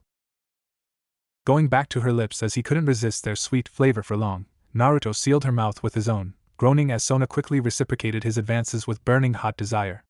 After a bit, they detached from one another, though Sona placed one last chaste kiss on Naruto's lips before she looked up at him with her violet eyes shining with hunger, a sight that made Naruto smirk. "Why don't we change this up a bit, yeah?"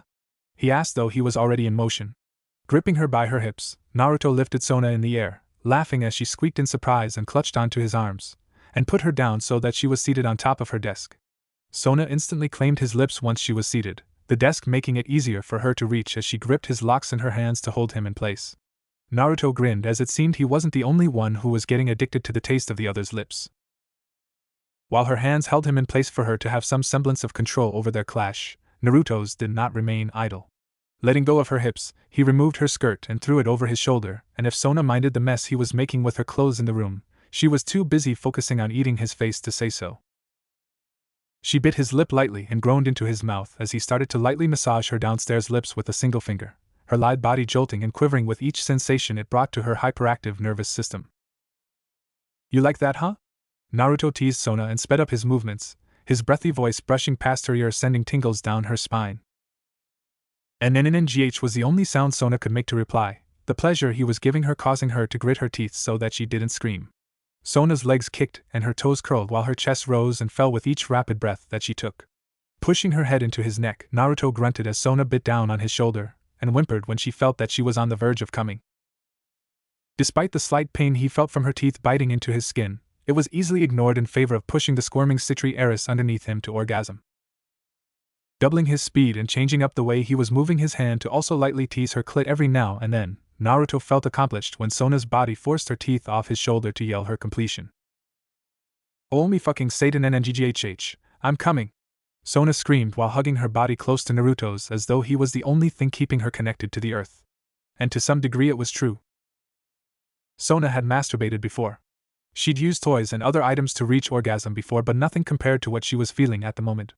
The moment she felt Naruto's hands on her, she knew it was going to be different than anything she'd ever done for herself. It was like he was a musician and she was his instrument. Naruto had played her body effortlessly, and when he sent her over the edge and her body was spasming and convulsing in pleasure, it made Sona feel like she was floating over the clouds of heaven, basking in the warmth the sun provided. Then she fell back to the earth. Going limp in Naruto's arms, Sona coughed and gasped for breath as she'd unconsciously held her breath after the massive climax she just experienced. Naruto rubbed her back affectionately, not able to do much else but comfort her until she eventually stopped coughing and her breathing returned to normal. "You good?" he asked to confirm if she still wanted to continue, though she could detect a small hint of smugness in his voice for the result of his actions. "It wasn't every day you got to say that you made the Sona Citri, president of the student council and heiress to the Citri family, nearly reach rapture with how hard she climaxed."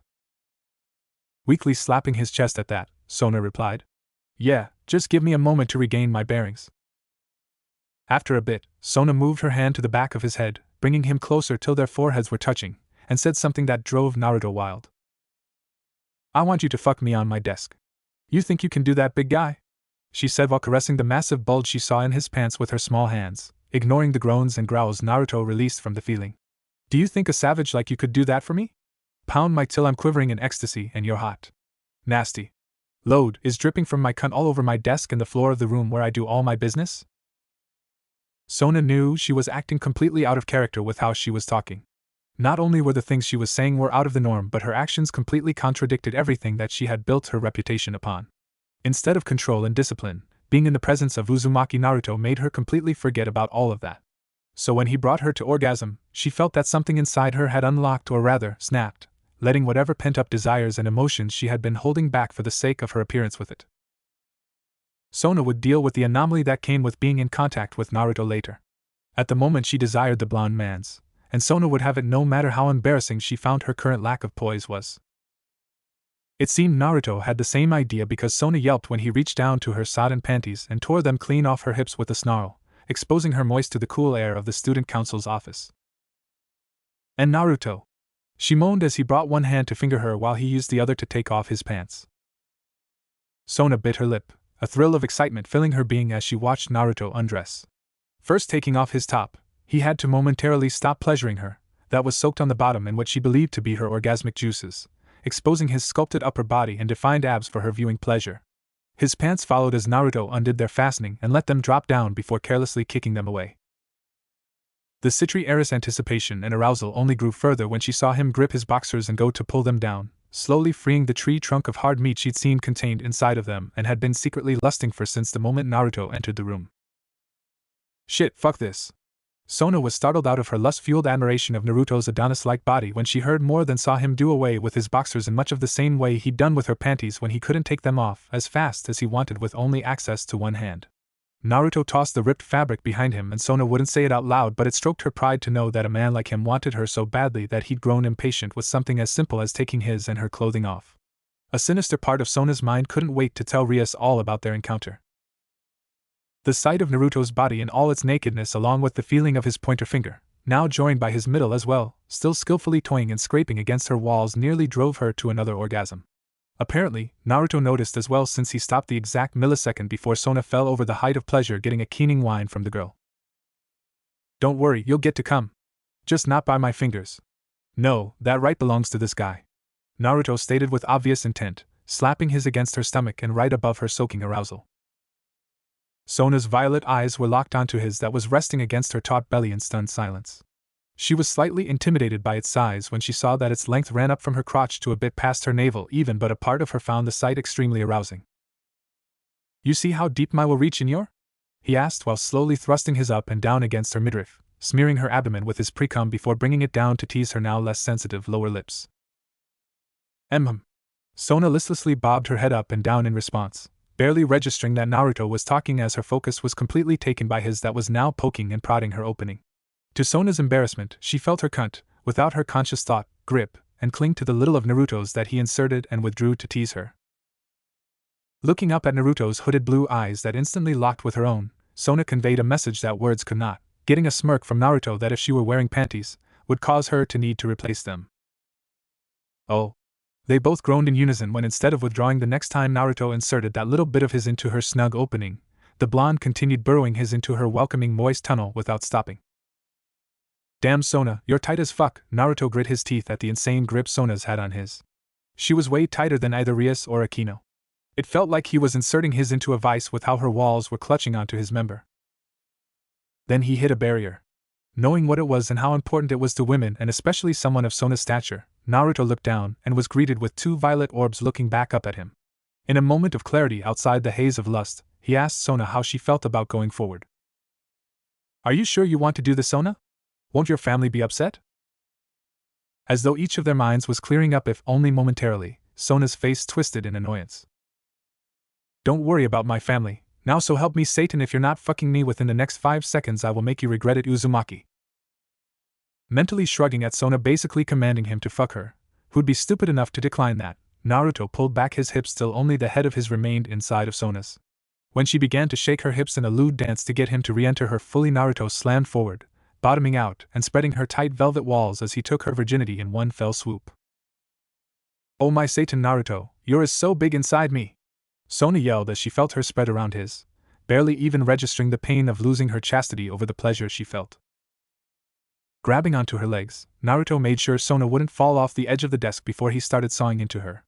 Slowly, back and forth, Naruto forced his to enter Sona's depths, lightly kissing her womb each time he bottomed out, and scraping his bell end against her G-spot each time he withdrew. While he was giving her deep kisses down below, Sona reached up and brought him into a kiss up above.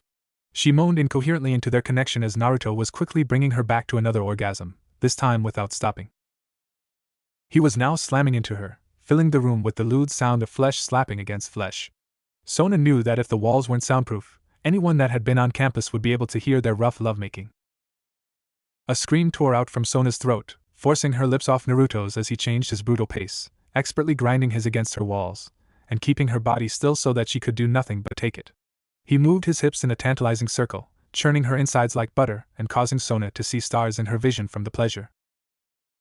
Biting her lip to stop herself from screaming once Naruto began targeting her G-spot over and over again, Sona tasted blood as tears of pleasure clouded her eyesight. Sona keened, her pale face turning red as she tried her best to hold back her oncoming orgasm. It was not to be as Naruto got tired of the slow pace and began hammering into her again. The sudden change in pace sent Sona flying over the edge and into the most intense orgasm she'd ever felt. While her earlier climax had made her feel like she was basking in the sun's warmth above the clouds in the sky, this one put her in space staring down at the earth from above. It was like she had been drugged. Her body was unresponsive, yet Sona felt that she could feel every nerve ending in her body reacting to some unseen stimuli. Only when she woke up with a gasp atop her office's couch did she realize that she had passed out from the intensity of her climax. She twitched as her cunt spasmed and looked around till her eyes landed on the reason for her current predicament, and the fact that he was still extremely hard, and aching if his head's angry purple color meant anything. Seated beside her, Naruto watched as Sona crawled to where he was. He was surprised she was ready to go again so soon after she had come so explosively. If she were a human, he'd have assumed she was having a seizure with how violently she was twitching and shaking. It was a good thing she did though, because Naruto was right on the verge of joining her, her unnatural tightness doing its best to wring the load out of his balls. Naruto was slightly confused but allowed it when Sona pushed him to lay down on the couch. Doing so, he was treated to the sight of the Citri heiress maneuvering her lithe body till she was squatting over his. Bringing her hand down to grab his, Sona lowered herself before positioning it at her entrance. Using her other hand, she placed it on the center of Naruto's pectorals to balance herself, while slowly introducing Naruto's girthy member inside of herself once again. Once the tip was inside, Sona used her now free hands to feel his muscled torso while she continued to lower her plump ass onto his crotch. Jesus Christ, Naruto whispered, unaffected by the holy name, as he felt Sona's extremely tight walls begin to envelop him once again. There wasn't a doubt in his mind that this would be a regular occurrence. He'd deal with the fallout whenever it came, but there was no way he was giving up this sinful. Sona was of the same mind. She was going to do whatever it took to make sure she could feel this pleasure again, even if she had to go against her parents. 3/4 of the way down his, Sona moaned Naruto's name as she began to bounce and twerk her ass along his length, slowly and meticulously taking more of his with each downward motion. Obscenities left her mouth like a waterfall from the sensations her body was getting. Her mind felt light, and Sona doubted her body would ever forget the feeling of Naruto's carving through her once uncorrupted body. She knew that whenever she saw the handsome blonde from now on, that she, the one that was supposed to be in charge of the moral purity and discipline of the students of Ko Academy, would only be able to think about when the next time she could recreate this lustful experience with him was. Hearing Naruto grunt underneath her, Sona was smug at the fact she was pleasuring him so intensely before she screamed when he suddenly started thrusting up into her, meeting her whenever she plunged down and scraping out her insides whenever she went back up. It was amazing whenever Sona took more of him in, and when she exposed his to the cool air of the room, it added to the pleasure he was feeling. But Naruto wanted more. Gripping her hips to steady her, he fucked up into her at a brutal pace. His balls slapped against her ass cheeks, generating ripples in her meat as she bounced. Ah! Fuck me! Sona cried out, her squelching and splashing juices onto Naruto's lap as she had a continuous cluster of mini-orgasms. Fuck! Naruto growled as he hugged her body down to his, using the new position to get even deeper into her cunt. He already didn't know how much longer he could last with the way her tunnel was clenching and massaging his. Add to that the reckless way Sona's thick ass was bouncing on his, and he knew it wouldn't be that much longer before he blew his load. Slapping her ass, Naruto groaned when the violet-eyed girl's cunt clenched almost painfully around his. Shit, Sona, if you grip me that hard I'll come. It seemed that was all she needed to hear as the moment he said that Sona let loose. Loud wails left her mouth as her body jerked and bucked on top of him, bringing Naruto to let release his stored-up lusts inside her. Fuck! Sona! Take it all inside you! Sona whimpered weakly as the first shot of Naruto's hot semen was shot into her. It felt like she just drank hot cocoa with the way it warmed her belly and soothed her exhausted body. When the second and the third came, Sona unknowingly beat her best friend by maintaining her consciousness despite her obvious fatigue. And when Naruto groaned as he injected the last bits of his syrupy ball batter into Sona's battered womb, he was greeted by the lewd sight of Sona hovering her hands over where her womb was before she looked up at him from where she lay on his chest, a cheeky yet tired smile forming on her face. I guess this counts as a checkmate, huh? If the walls weren't soundproof, Naruto was sure that the entire campus would be able to hear his laughter. For the past couple of weeks, Kaneko had noticed something. Ever since the arrival of her king's fiancé, there had been a distinct change in the attitudes of the two leaders of her peerage, and it all had to do with the distinct change, or rather, addition to their sense that the young Nekasha had noticed during said duration. Whether they be human or any supernatural being, they all have different smells. It's this difference that has been Kaneko's main form of detection and identification of any person she was familiar with. You see, everyone's distinct smell is unwashable and impossible to hide or cover no matter what.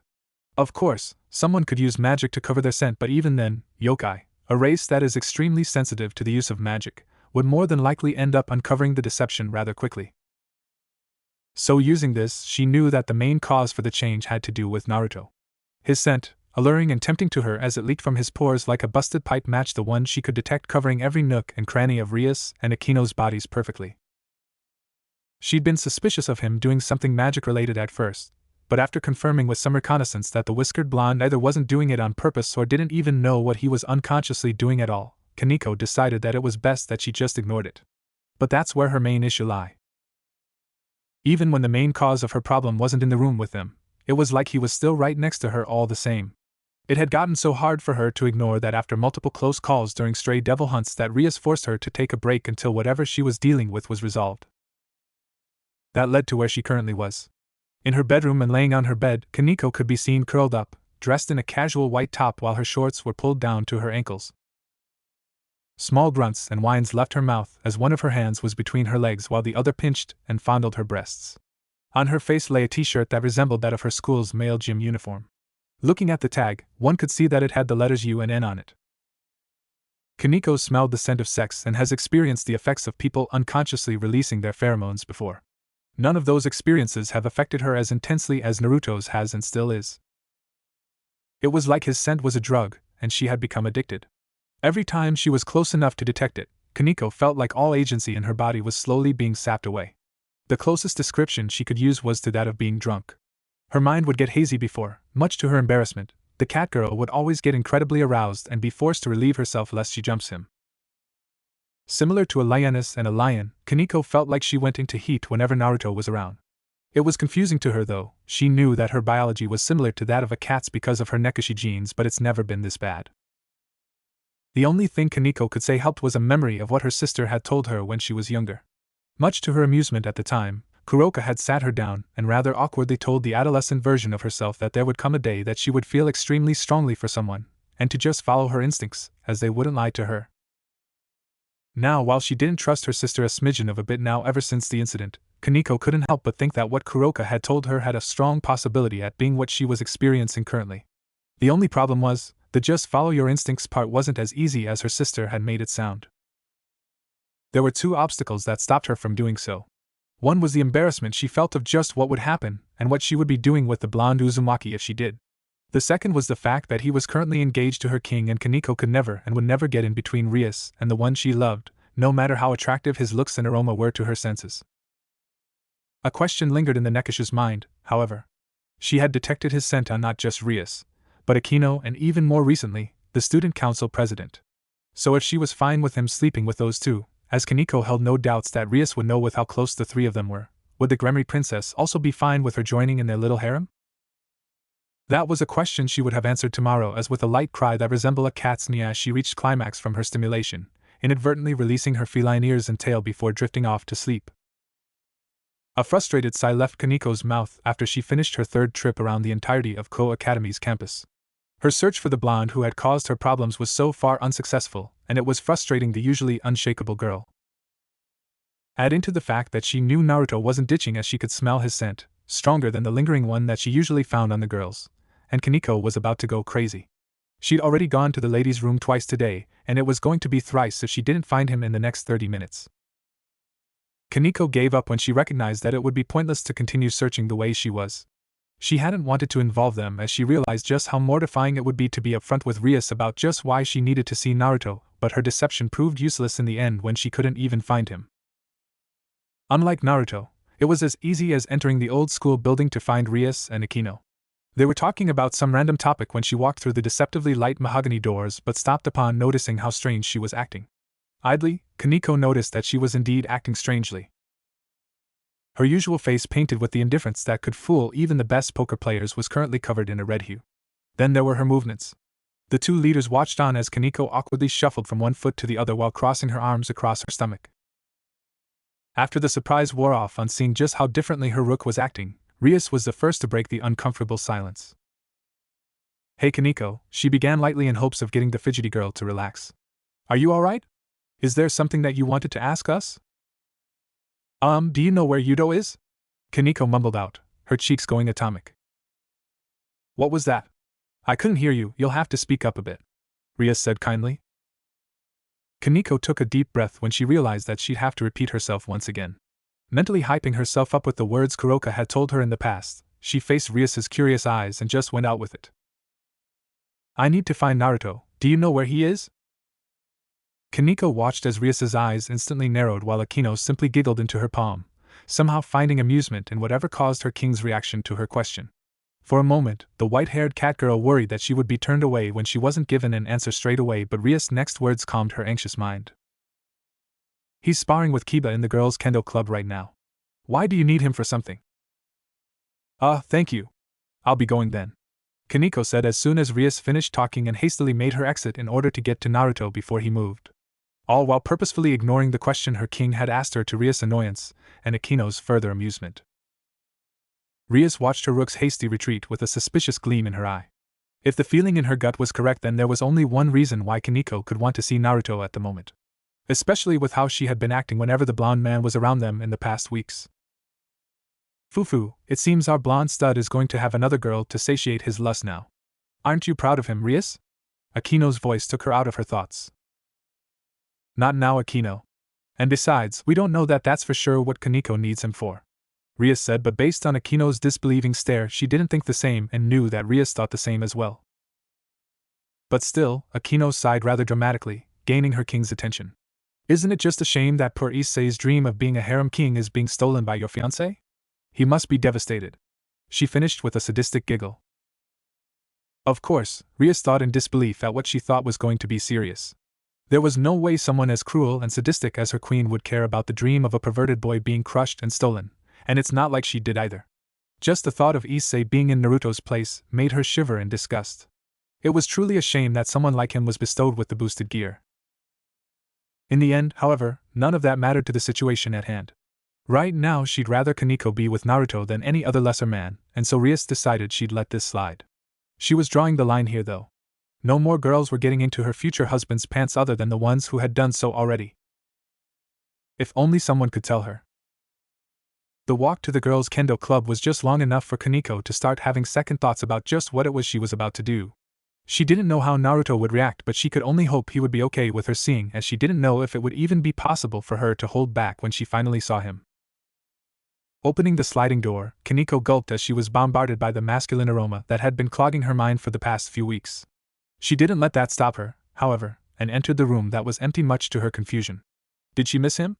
Had he already left? Turning so that she could exit the room and continue her search, Kaneko paused as her eyes locked onto the form of someone laying on the ground in the corner of the room. Looking closer as their back was turned to her, her dazed expression lightly twisted in annoyance as she recognized the person. The only person with locks of hair both as unruly as theirs and as golden in color was the one she was looking for. "It's just like him to laze around without a care in the world while I suffer," she thought to herself angrily. Feeling unjustly vindictive, seeing as Naruto hadn't a clue the effect he had on her, Kaneko pushed him in hopes of waking him up. By this point though, the cat girl either didn't notice or was too aroused to care about just how heavily she was breathing. Her panties were already damp from before, but now, with her sensitive nose so close to the source of Naruto's arousing pheromones, the proverbial floodgates were opening.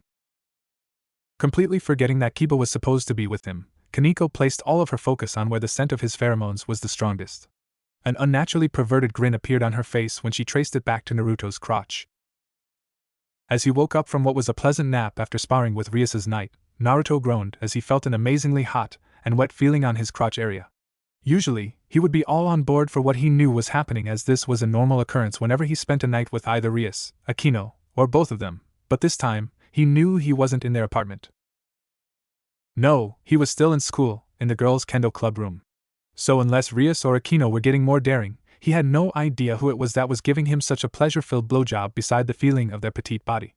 Deciding to just get it over with, Naruto opened his eyes and lifted his head up, the only sign of his surprise at who was sucking on his so reverently being a slight widening of his eyes. Truth be told, the whiskered Uzumaki was expecting to see Akino's smirking face looking up at him when he first felt the pleasurable sensation, but as his blues met Gold's, Naruto could say that he was pleasantly surprised. Kaniko's face was flushed as she sucked on the head of his. Naruto watched as her uniform stuck to her body from the amount she was sweating, some of it hanging loose and close to falling off as she had tried to cool off her warming body sometime while he had been asleep. Grunts and moans were drawn out from Naruto as he felt the way her mouth stretched around his girth while her tongue flailed against his head. "Fuck, Kaniko. Just like that," he said as he brought one of his hands down to her head, guiding her lightly up and down the upper half of his until she started doing it without his assistance. Who would fuck thought that the pervert hater, Kaniko Tsuchita, would end up being a sexual harasser, eh? Naruto asked as cheekily as he could given the circumstances before he threw his head back against the ground and groaned in pleasure, ignoring the throb of pain as she tightened her mouth around the head of his, increasing her suction, and using her tongue to bathe it in her saliva. Kaniko did that for a minute, her golden orbs rolling into the back of her head at the taste of his pre-cum on her enhanced taste buds, before with one last lewd slurp, she let off on her attack and released him from her mouth. Though she was done, for now, with sucking his like a lollipop, Kaniko was far from done with her worship of his engorged member. Marveling at the way his size eclipsed her face, Kaniko pushed her cheek against the side of it and enjoyed the natural warmth his exuded. She licked up and down the side of his, coating it in a layer of her saliva while the strong taste sent shivers down her spine before she kissed the tip of his once more.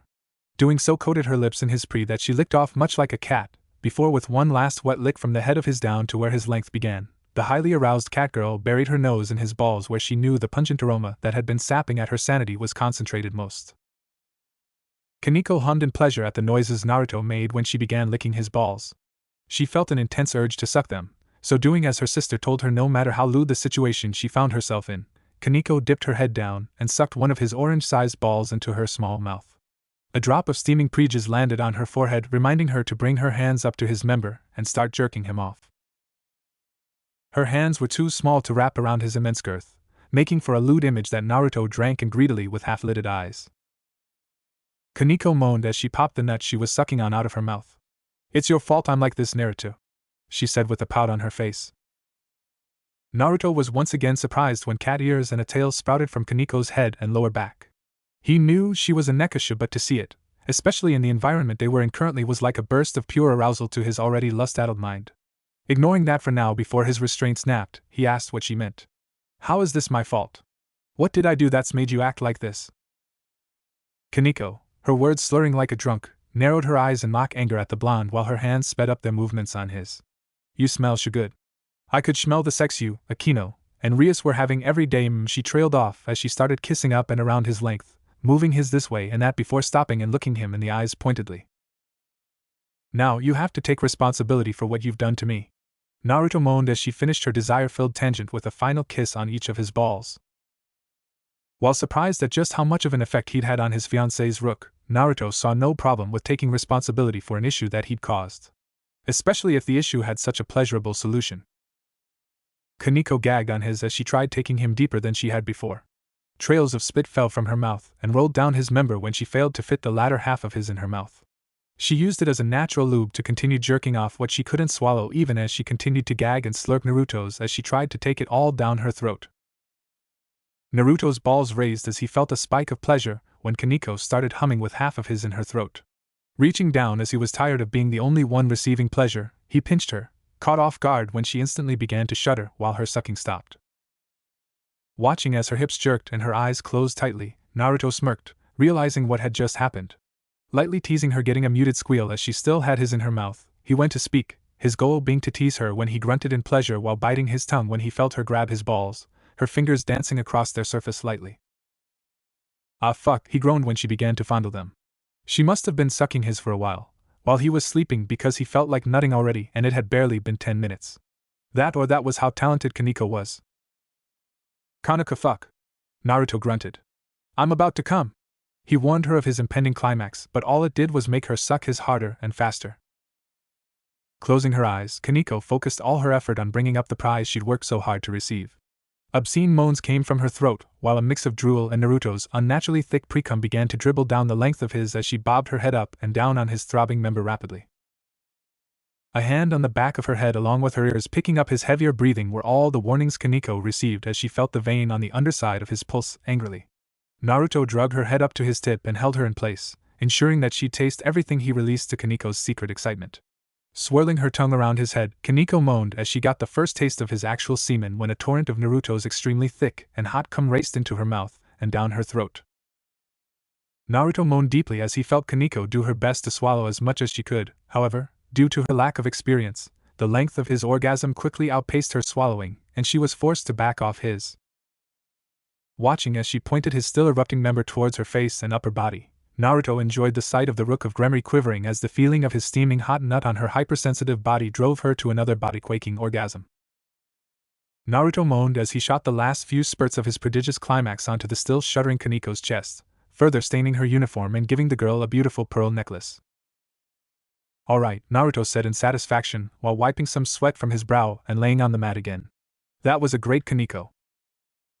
Upon hearing no reply, Naruto looked down his chest to see that, to his amusement, the said cat girl was too busy licking all the excess cum off her fingers to reply to him. It was an arousing sight. One that was enough to get the blonde ready and raring to go once again. Naruto noticed that she was staring at his erect in reverence, more than likely not expecting him to be able to go for more than one round. Deciding to mess with her a bit, he picked her up, getting a cute yelp, and moved her till she was hovering directly over his newly hardened member.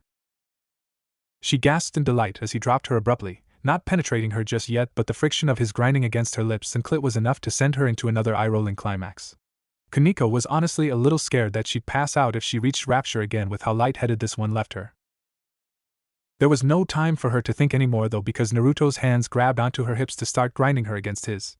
"Oh yes," she moaned at the action. The dual sensation of his strong hands digging into her hips while he dragged her clothed cunt lips up and down his veiny girth was almost too much for her to handle.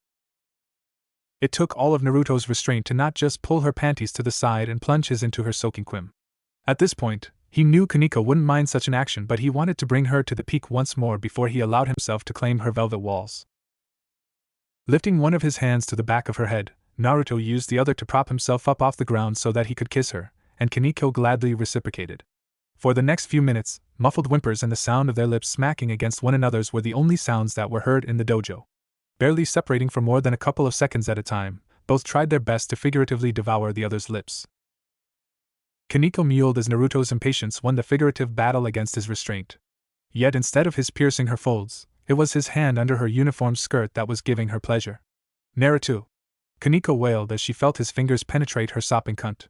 His fingers were much larger than her own, so it was a completely different experience than what she was expecting from her own experience of masturbating. A keening whine escaped Kaneko's lips when he curved his fingers inside of her so that they pressed against her G-spot with every thrust of his palm against her cunt. Quickly, he brought her to an explosive orgasm with his experienced technique, drenching his hand and soaking their crotches in her sexual juices. Naruto wasted no time after that. Bringing the hand coated in her juices to his mouth, he licked it clean and grinned down at the excited and blushing form of his soon-to-be newest conquest. "Delicious," he teased to her further embarrassment. That is until she decided to make a bold move and take the same hand that he had licked and do the same. Naruto growled in lustful hunger as Kaneko looked up at him, her golden eyes lidded with equal, or even greater amounts of desire while she sucked on each of his digits one at a time. "Phew, Kaneko. You look so hot doing that," he said, shocks and jolts of pleasure going through his body as he felt her tongue go between his fingers, his lover ensuring that every square inch of his hand was covered in a thin layer of her saliva instead of her orgasmic juices. Raising herself up once she was finished, Kaneko once again sat on his pulsating length, bumping and grinding her uncovered slit against his girth while whining and biting down on her lower lip whenever the head of his brushed against her clit. Her mouth was stuck open and her eyes were closed tight as she experienced an amount of pleasure that was equal to or maybe even greater than when she was finger-fucked to orgasm by Naruto a short while ago. Any more than this and Kaneko was sure that her mind would be fried from ecstasy. Fortunately, or not depending on which of the two you asked, the whiskered blonde could sense just how close the girl on his lap was to reaching nirvana. The only thing was, whether or not he would act on it. Soon, however, his lust beat out his rational thinking, and the only warning Kaneko got for this fact was his hands on her hips and the strength of their grips slowly increasing. Gritting her teeth and letting out a feline-like hiss when he used the hold he had gotten to drag her up till the tip of his was placed right at her S entrance, Kaneko looked into his blue eyes, darkened and filled with an unquenchable hunger, and instinctively knew that the next few minutes would be filled with nothing but mind-numbing pleasure. "You ready?"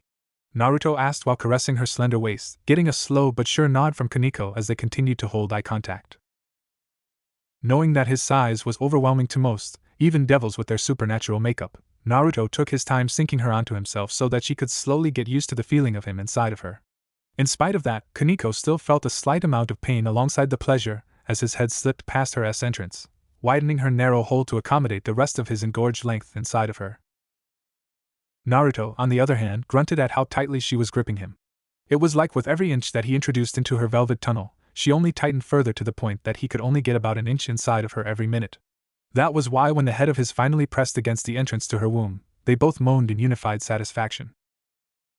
Once he felt her cunt start to loosen up for him, Naruto started dragging Kaneko up and down on top of his.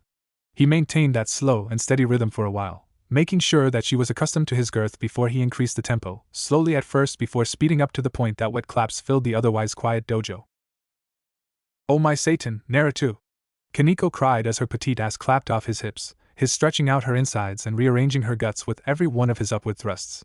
She was riding him with her hands on his chest, every now and then stopping to grind against his crotch in circular motions that scraped at her insides in a toe-curling way. Natural lubricant covered Naruto's crotch and abdomen from how wet Kaneko had gotten, her constantly coming as his did its best to split her in two. He never let up though, bringing her to climax after climax until her brain was cloudy before finally pausing, giving the near-comatose and sweat-covered girl a chance to regain her sanity. Of course, this wasn't the end since he had yet to reach his own peak and Kaneko whimpered as he told her so by picking her up while she was still connected to him. Kneeling, Naruto flipped her on his, getting a light purr from the maneuver, and put her on the mat beneath them so that she was in the infamous face-down ass-up position. This let him have easier access to her cunt, something that Kaneko quickly picked up on if the unconscious thrusting of her ass back against him meant anything. Grabbing a hold of her hips, Naruto groaned in pleasure as her cunt opened up for him much easier than before as instead of constricting around his length, and doing its best to keep him out, her tunnel now felt like a smooth glove that was made to fit his perfectly. And when he pulled back to start the process over again, it was to the feeling of her walls doing their best to suck him back in. This sequence continued for the next couple of minutes.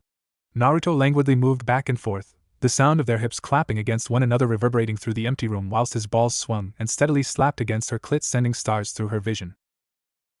But while it felt good, great even to be fucked like this, Kaneko knew it could feel even better and all it would take was for Naruto to go faster.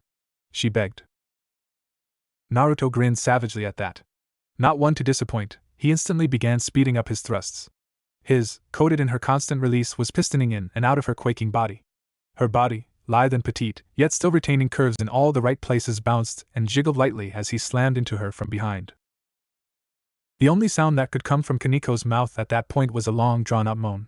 Her mind had turned to jello and her heart could be compared to that of a racehorse with how hard it was pumping blood through her veins. If asked, she probably couldn't even give an answer to what her own name was at the moment. Despite all that, she still held on to that last bit of consciousness that anchored her in reality. Kaneko promised herself that she wouldn't pass out, not so long as she was the tank of her peerage, the famous rook piece. It would be a disgrace, not only to herself but to her king that had taken her in if she lost to sexual pleasure. Sadly, her body would not agree with her sentiments. Feeling the metaphorical spring inside of her core coiling up for another uncontrollable release, Kaneko grit her teeth and held back as well as she could. She amended her earlier promise to not pass out. This time it would be so until she had received her prize. To beat the man that stole her mind and body from her king, with just his scent, at his own game, once again, ignoring all her previous orgasms, would be the ultimate victory.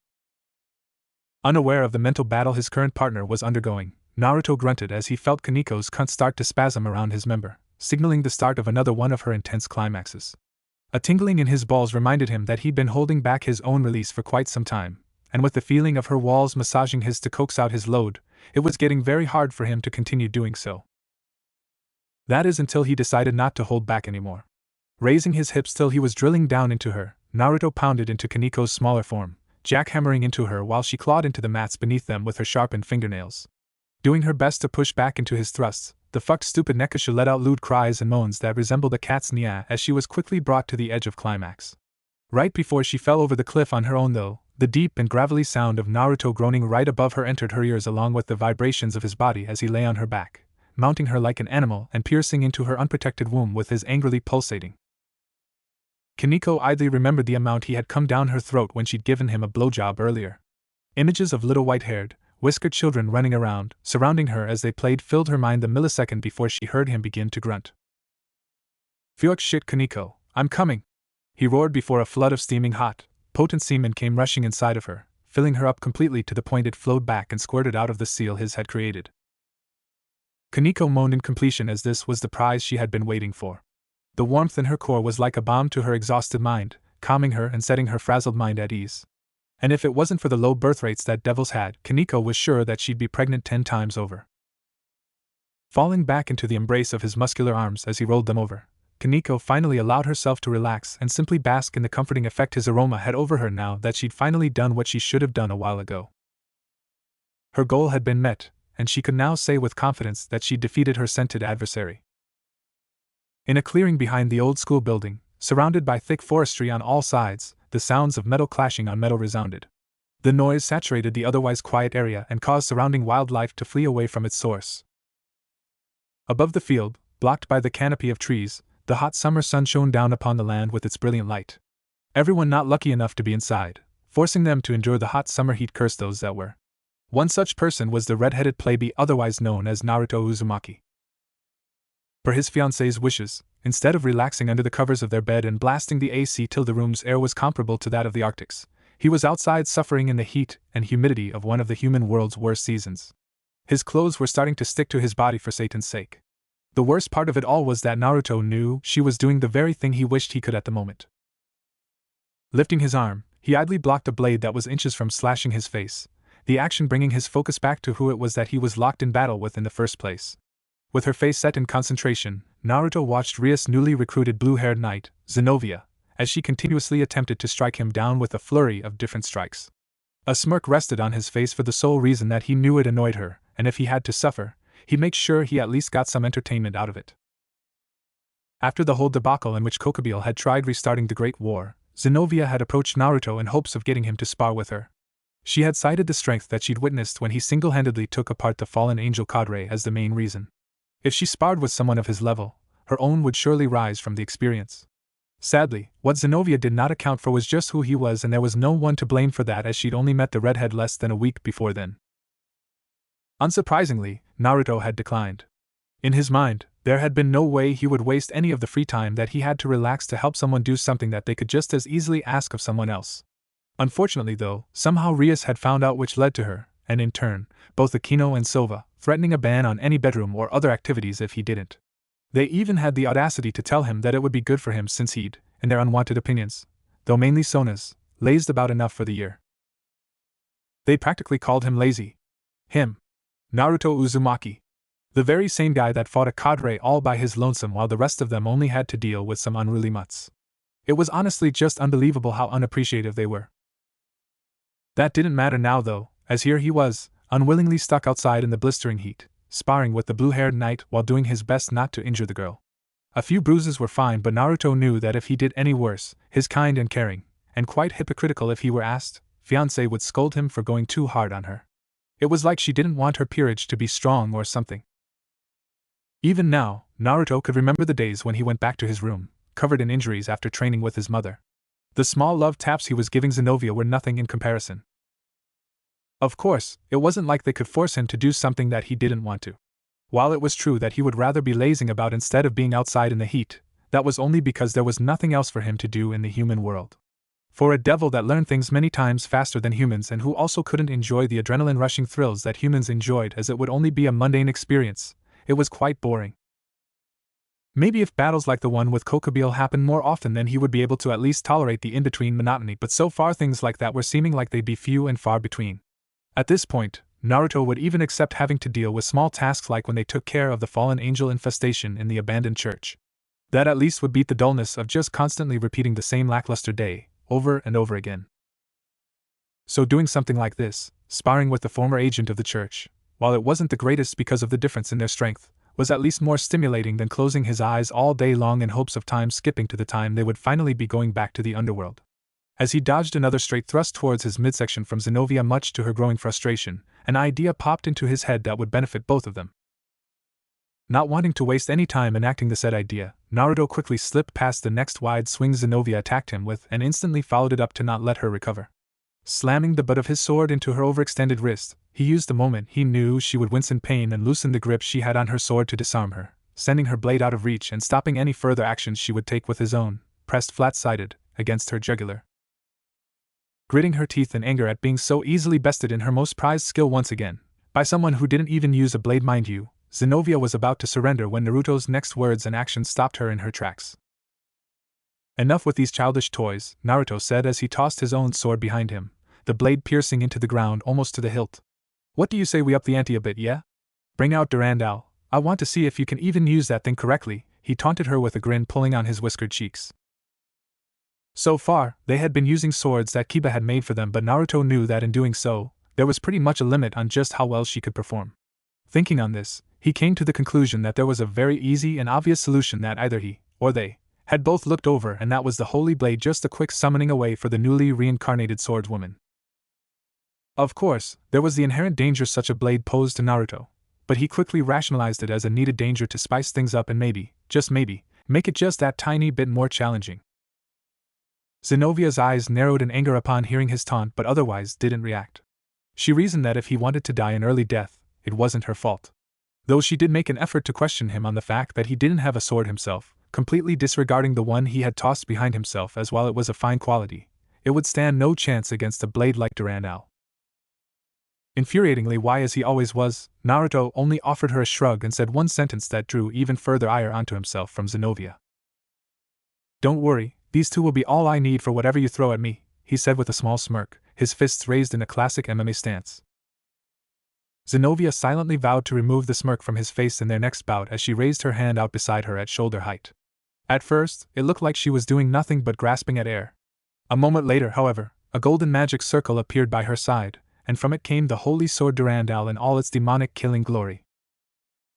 Once it was in her grasp, Zenobia made no effort to hide just what exactly her goal was. Charging him head-on, intent on cutting the smug redhead down a peg or two, she somehow forgot all the times that he'd put her on her ass the past few days. Not to mention how easily he defeated someone many times stronger than her current self. Still, she continued her charge and the spar continued on in much the same way as it had before. The only difference was now Naruto was adding in even more offense from his side. Zenobia grimaced as each hit of his felt like they were about to pierce through her body. Swinging her sword in hopes of slashing him while he was close, she wasn't prepared for him to simply bat it away on the flat side of the blade and continue raining blows down upon her sore body. They continued like this, with Naruto dominating the fight despite his clear disadvantage. Eventually, though, he could tell that Zenosha had reached her limit, and so stepping back as she did another of her signature wild swings at him, he stepped back just enough for her sword to smash into the ground. Just before she could pull the sword from the ground, Naruto stopped her with a well-placed punch to her sternum, taking nearly every ounce of air from her lungs and causing her to go practically limp on the ground. "That's enough. If we went any further than this it would be pointless." Naruto called the spar off, telling her to rest and recover. "I can still fight."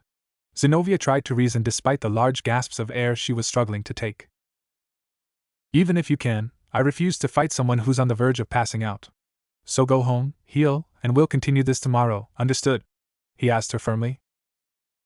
Reluctantly, Zenobia agreed, albeit silently as most of her focus went to getting air in her lungs again. The next day was much like the last. They sparred, though with her now using Durandal, and just like the previous day, they continued until she couldn't move. They kept this schedule going, sparring every day until Zenobia could no longer continue. It was only thanks to Rias Bishop's healing that they could even think to keep doing this. One day, though, Naruto noticed something different. Zenobia seemed to be distracted. About what? He had no clue, nor did he really care. Watching as she paused in the middle of their spar, an eyebrow rose on his face as she put her sword down by her side before looking straight into his eyes. "Naruto Uzumaki, I wish to ask you a favor." She spoke in her normal deadpan, confusing Naruto. "Huh? What do you need?" he asked while looking at her curiously. Many possibilities ran through his mind as to what it is she could want from him. Everything he thought of, however, couldn't prepare him for what she said next.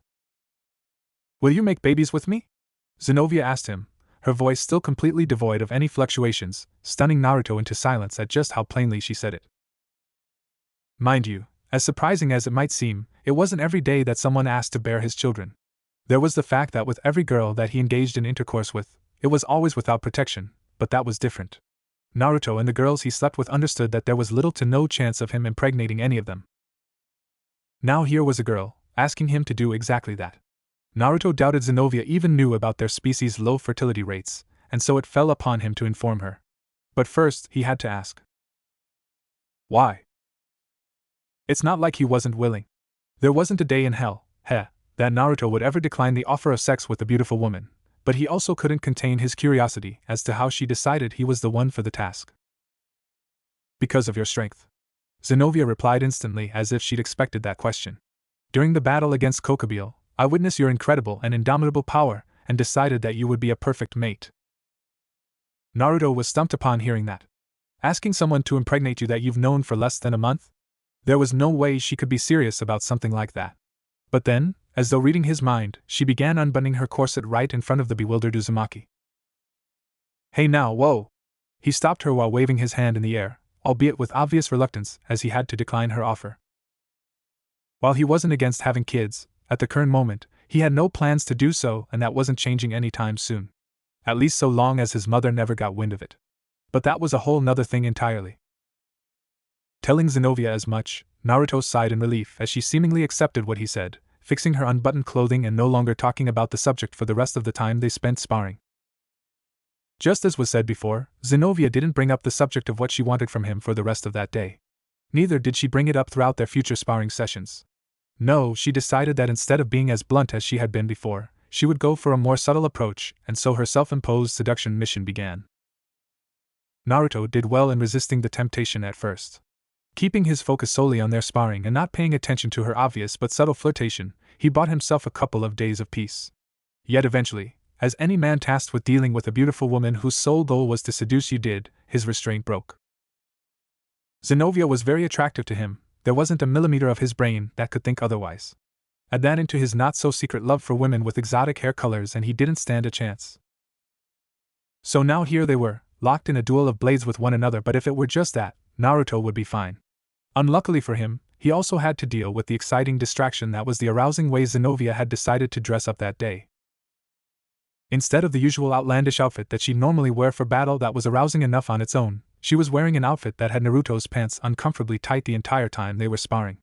A tight black athletic tank top that hugged her upper body and showed off her large, perky breasts was the first thing that caught his attention when they first greeted each other that day.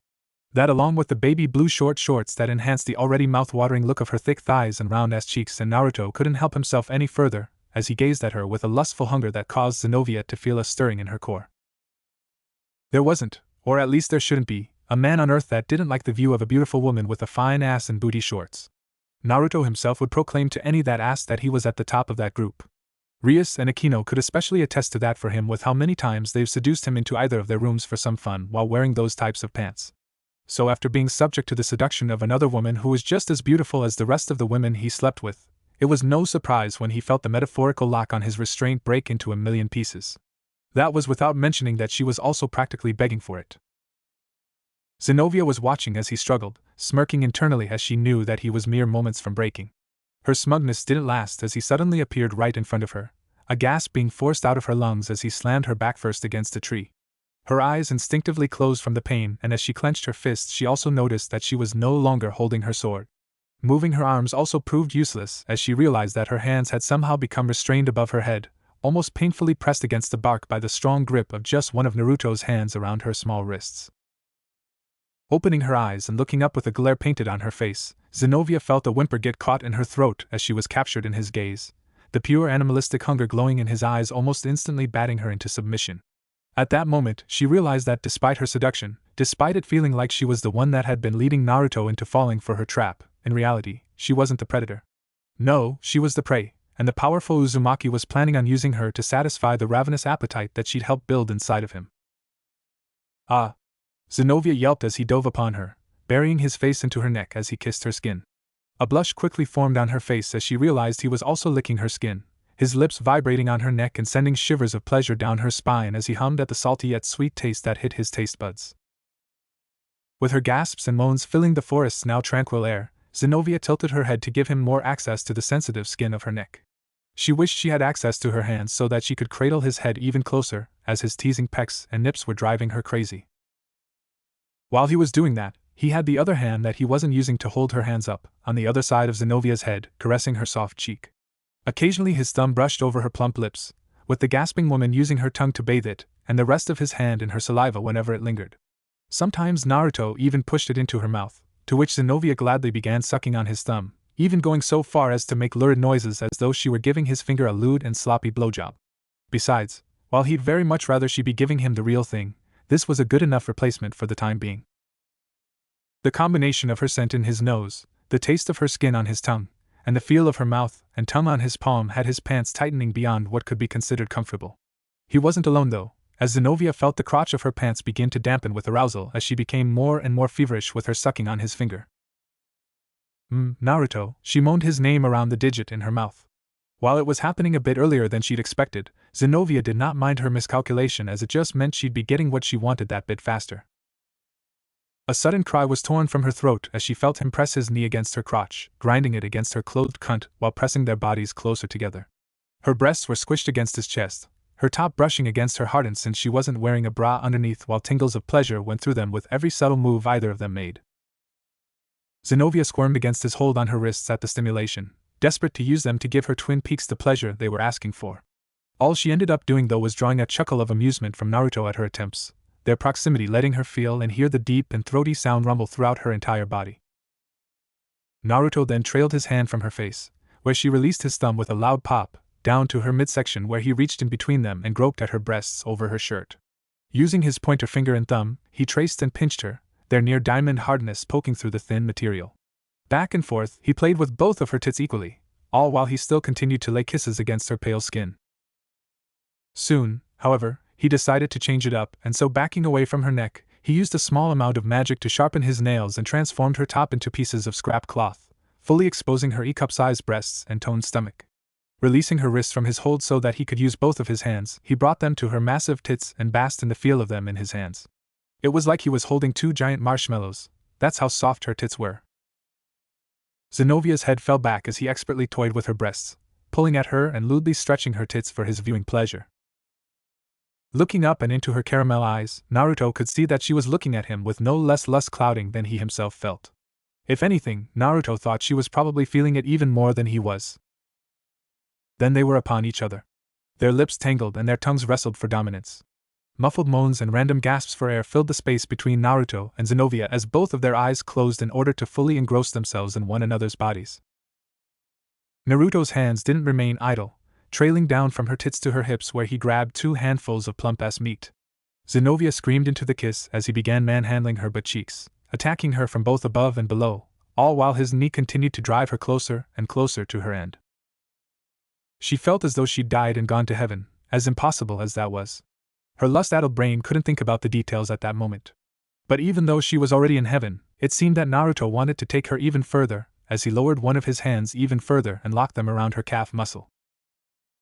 Opening her eyes, Zenobia only had a moment to see the mischievous glint in Naruto's crimson orbs before he took advantage of her flexibility gained through years of training and folded her leg up and back till her foot rested beside her head against the tree.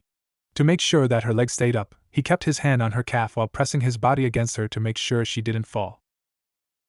Zenobia instinctively used her own hands to also hold herself up, wrapping them around the back of his neck as she had an inkling of what was about to happen. If she was correct, then she'd be happy that she decided to support herself in advance. The sound of clothes hitting the floor told the blue-haired beauty that her guess had been right, and if the rapid clenching of her said anything, she was extremely aroused at just what that meant. Much like he did with her top, Naruto tore her shorts off, exposing her moist folds to the open air. Then, with a shift of his hips, Zenobia gasped and felt her loins quiver in anticipation as she felt something large and hard press against her entrance.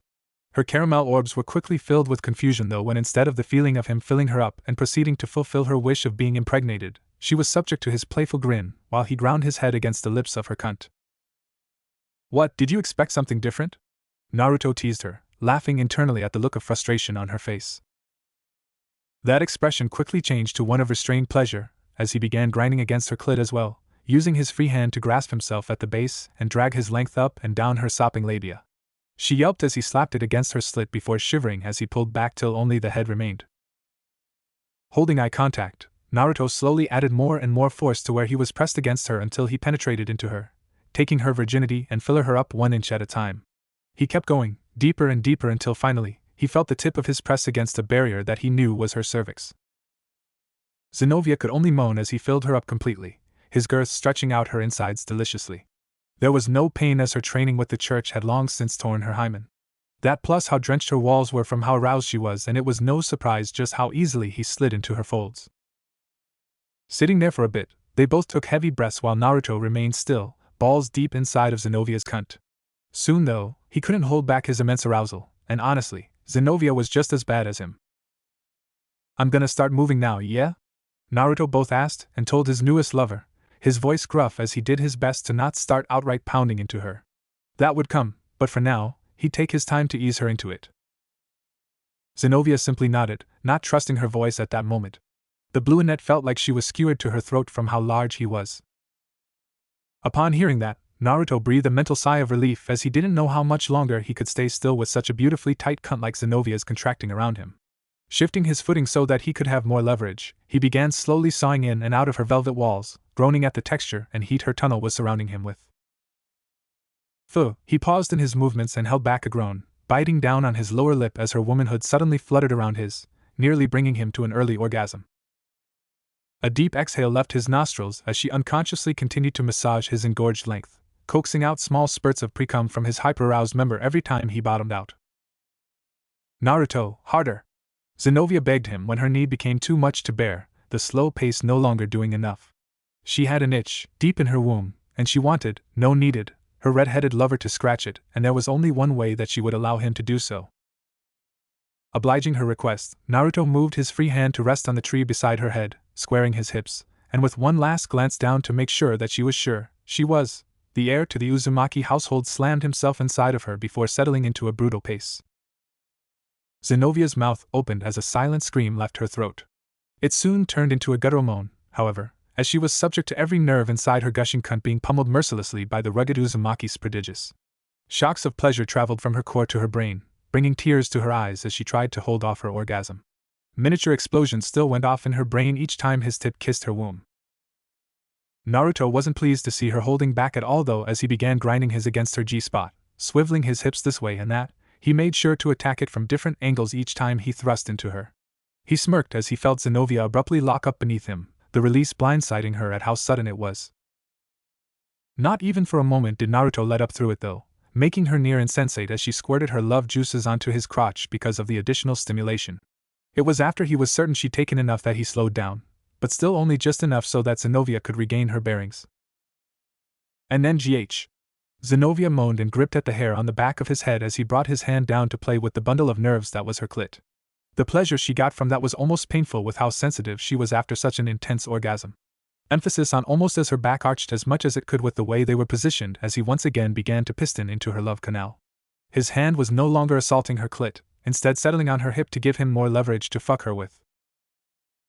A repeating smack resounded in the forest as their crotches rapidly clapped against the others, a lewd combination of their sexual fluids splashing onto the floor each time they collided, soaking the dirt and grass beneath them. Naruto wasn't slowing down this time, not at least until he'd reached his own release. Nothing else mattered to him at that moment. Over and over he fucked into her quivering quim, her thick thighs and round ass rippling with each impact. His thrusting resembled a jackhammer, non-stop and never losing any strength, as he used her perfect as his own hold to get himself off.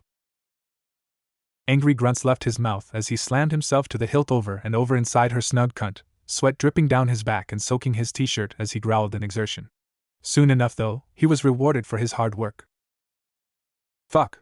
I am coming!" Zenobia cried, her climax rapidly approaching from Naruto's perfect technique. "Me too, shit." Naruto groaned as he felt her walls clench and unclench around his member, dragging him to climax alongside her, his balls rising and his throbbing angrily the closer he got to his release. "Inside!" she screamed while her hands fell from his neck to his hips to keep him from pulling out. "Come inside me, Naruto! Give me everything! Pump me full of your kids!" She moaned in his ear, her sultry voice bouncing around in his head as she finally reached the precipice. Naruto couldn't hold back after hearing that, and it wasn't like he wanted to in the first place. "Fuck, here it comes!" He clenched his teeth and closed his eyes while planting his hips against her own so that he could be as deep inside of her as possible, ensuring not a single drop of his nut escaped. Zenobia let loose the loudest moan as she felt herself fall into the most intense orgasm of their time together, as the first wave of Naruto's thick semen shot out of his and into her greedy womb. She unconsciously rolled her hips against his, milking his of every spurt of cum that she could get to ensure the highest chances of pregnancy. The blue-haired woman hummed joyfully with her eyes closed as she felt herself get filled to the brim with his steaming load. Only once she'd ensured that he'd spilled everything he had inside of her did she finally let loose the grip she had on his hips, her arms falling limply by her sides as they both took deep breaths of air in order to regain their composure. Extracting himself from her folds, Naruto finally allowed her to rest her leg against the ground beside the other. Despite that, he still made sure to hold her up as he knew that her last orgasm had taken a lot out of her. Looking down at her, he felt his jump as he watched Zenobia contentedly rest one of her hands against her lower belly, right over where her womb was. She could feel his cum sloshing around inside of her womb with every movement she made, and it made her giddy at the thought of it taking root and granting her wish of having a child. Some part of her, however, hoped that they wouldn't be successful in their first attempt as she wanted to experience the pleasure she just felt more than once, somehow unaware that Naruto would make sure that it wasn't just a one-time thing. Looking up at him and meeting his still hungry eyes, she smiled a little shyly at what she was about to ask him. "Don't you think we should do it more than once?" Upon seeing his eyes light up with amusement, she quickly continued lest he started teasing her. "You know, just to ensure the highest chance of pregnancy." "Nothing else," she said and looked away. "Sure, let's do it more than once. You know, just to make sure." Naruto's deep voice rumbled in her ear, his tone filled with the very teasing that she had been worried about. Naruto looked around at their surroundings with a frown. "First though, let's go ahead and get out of this hot-ass forest. I feel like my skin's about to melt off," he told her and grabbed her around the waist. Even before she could reply, a magic circle, its color a magnificent silver, appeared underneath them before teleporting them both away to his home, leaving the forest to its quiet tranquility once more. "Look at that guy. Fucking bastard. Bet he doesn't even know what to do with those beauties. Who cares about those two, he's hot. Right. I wish I was with him instead of you idiots." Small groups of people looked on in either envy or want as a tall blonde male walked alongside two curvaceous and busty women. It seemed that they were used to that type of attention though as they continued walking and talking, completely unbothered, while they made their way to their destination. There was one face, however, that didn't fit in with the rest of the nosy crowd. They ducked behind walls, keeping an eye on the group of three devils all whilst ignoring the burning in her cheeks at the stares she was getting for her weird actions. Asia couldn't help the curiosity she felt anymore after hearing the rumors some of Sona's peerage members were saying about what was going on with Naruto and the girls of Rias' peerage. She remembered the day when Issei had been beaten up by the tall blonde. She doubted anyone that went to her school and was a part of the supernatural world would ever forget such an event. Especially her, as she had been the one the battered and bruised dragon wielder had gone to for healing. He had told her, cursing up a storm, about how much he hated Naruto and the things being Rias and the rest of the girls of her peerage, he'd apparently stolen from him. Asia remembered him going on about the blonde pretty boy getting in his way of being a harem king and how he'd teach him a lesson once he got stronger. Asia at the time could only sympathize with him as she couldn't find it in herself to pass judgment on Naruto till she talked with him herself. She hadn't had the chance since being reincarnated to do so since he was always asleep, with Rias, or somewhere else that she couldn't find him. Also, truth be told, she unsurprisingly found him rather intimidating. Yet here she was, with her unending curiosity leading her to follow her king, queen, and their supposed mutual boyfriend as they went on a date to see and confirm for herself if what both Issei and the rumors had said were true. "Pardon me. Excuse me." Asia did her best to squeeze through and hide amongst a group of individuals when she saw Naruto, Rias, and Akino stop outside of a karaoke bar. "Hey! Watch it!" "Sorry." She apologized to someone she bumped into whilst distracted but quickly made her way to find a place where she could get a closer look. She couldn't help the blush that formed on her face as she watched Naruto wrap his arms around the two women on his sides' backs, his palms going down to each of their asses as they made their way into the establishment. I guess that means what Issei said is true, Asia thought with red cheeks as the image of Naruto's hands groping Rias and Akino's asses stayed at the forefront of her mind. With that information, she had no reason to continue following them. Really, she should have already been making her way back to Issei's home now that she'd confirmed everything. Unsurprisingly, that wasn't what she did. No, Asia waited a bit before continuing her pursuit, this time inside of the building. Welcome to Kua Night's Karaoke and Bar, how may I help you?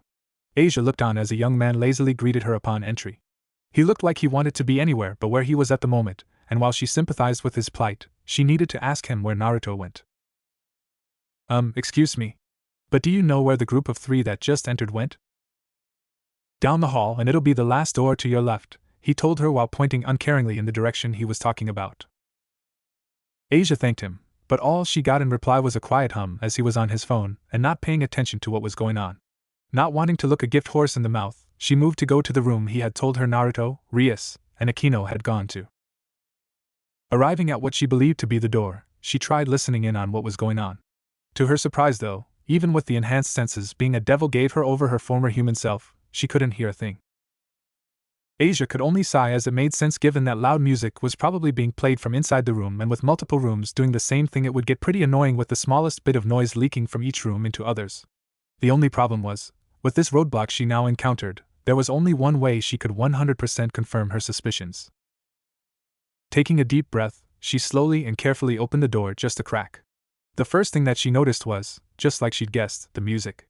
But as her eyes scanned the room in search of who she was looking for, the blush that had only just faded away came back 10 times stronger. Oh God, Asia thought, surprised at what she was seeing while wincing from the light ache she felt from her mention of the man above. What was the view that had her blushing like a love-struck schoolgirl? With Naruto sitting in the middle of them, both Rias and Akino knelt in front of the young man. But that wasn't what had her blushing though. No, it was the fact that all 3 of them were completely naked while the king and queen of the Gremry peerage had their faces buried in the blonde's crotch. Now while Asia was still a virgin who was once a girl of Christ, even she could tell just what they were doing. Rias and Akino are playing with Naruto's penis. Being around those fallen angels, as short as it had been, was enough for her to pick up on the many things they said that usually she would have never thought of on her own. One of those things was sex and the many lewd acts one could do to enhance their partner's pleasure. Truly, they weren't angels anymore if they thought of the act of sex as something solely for pleasure instead of reproduction. But I guess I am no different after all, Asia thought shamefully, referring to her now inherently sinful nature as a devil. She wasn't even a part of what was going on in the room, and yet a warmth engulfed her being that she knew had nothing to do with the embarrassment she was feeling. A daring idea came to Asia's mind at that moment. One formed from the extreme heat she felt building in her core and the trance she was put into from what she was seeing.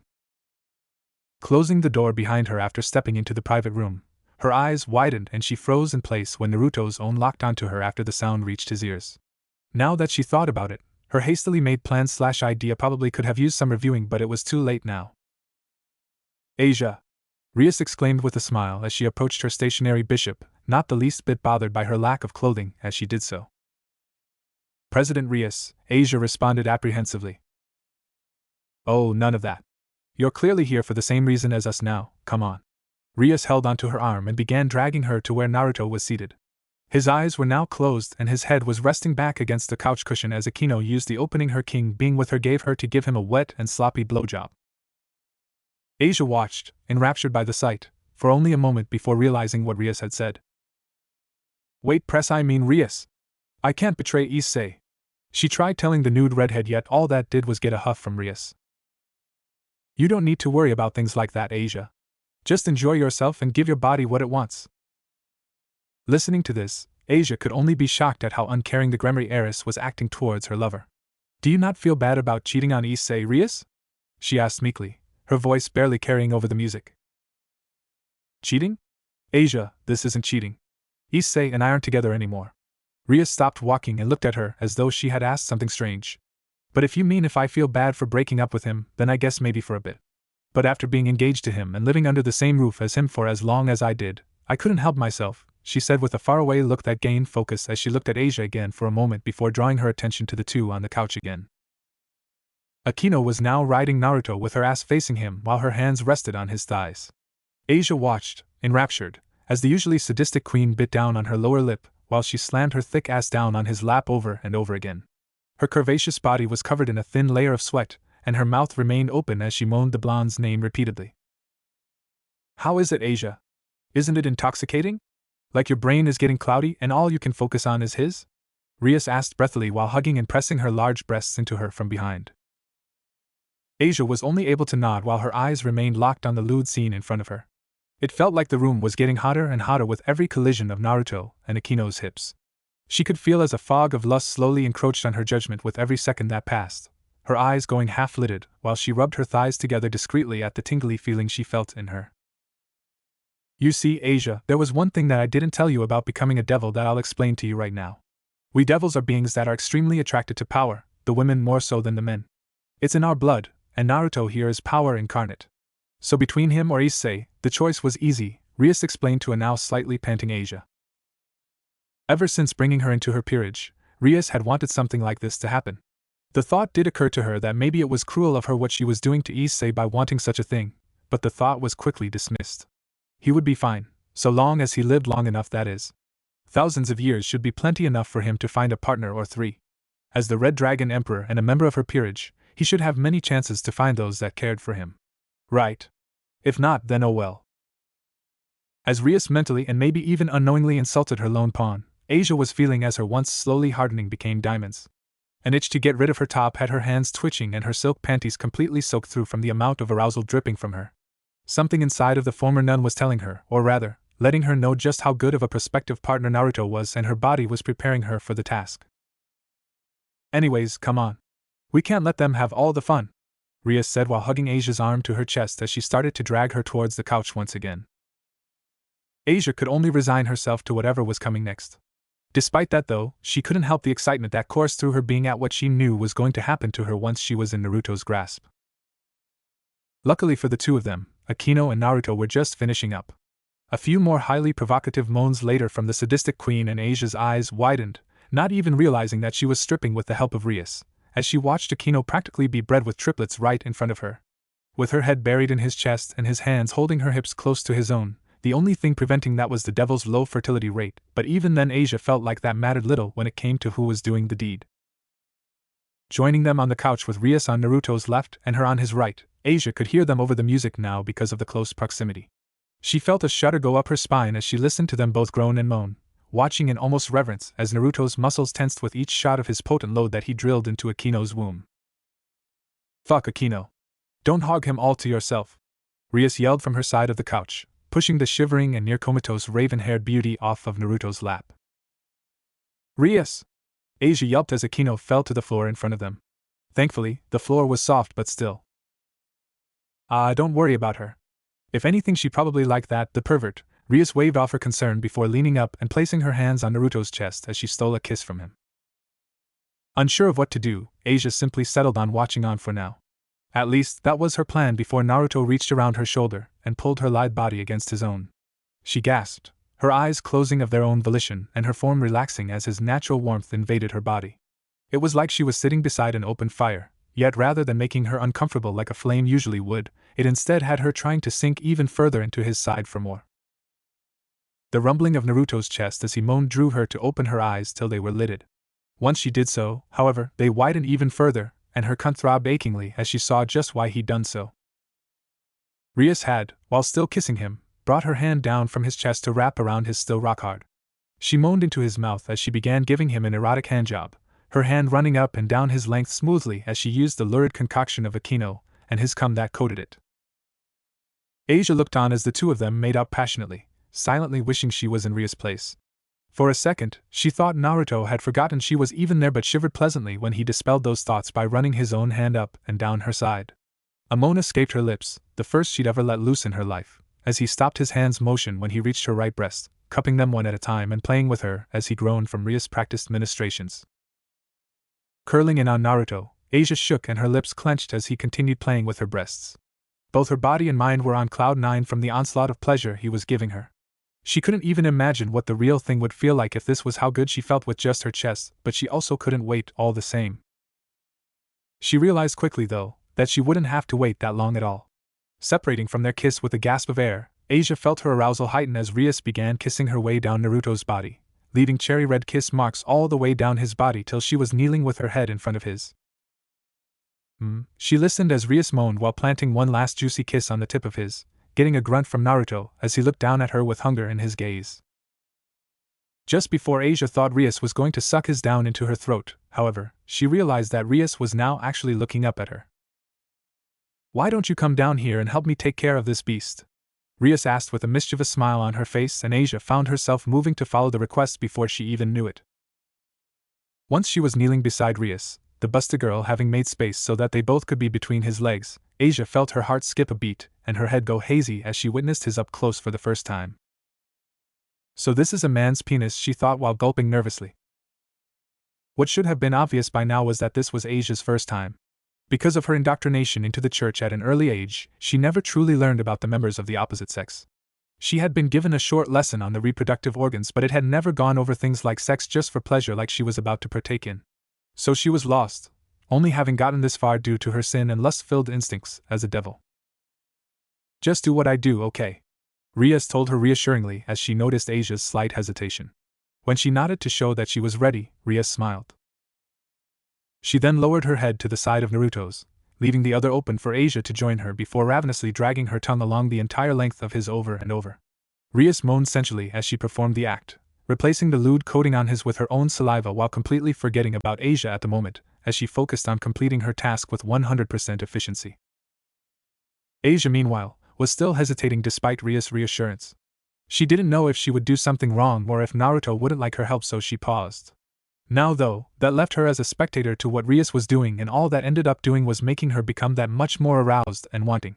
She whimpered, the quiet sound being drowned out by the volume of the music, when she saw the red-headed girl lewdly slurp Naruto's balls into her mouth, worshipping them each one at a time like they were God's gift to the world. To Rias, they might as well have been. But to the inexperienced Asia, it was all just slightly overwhelming.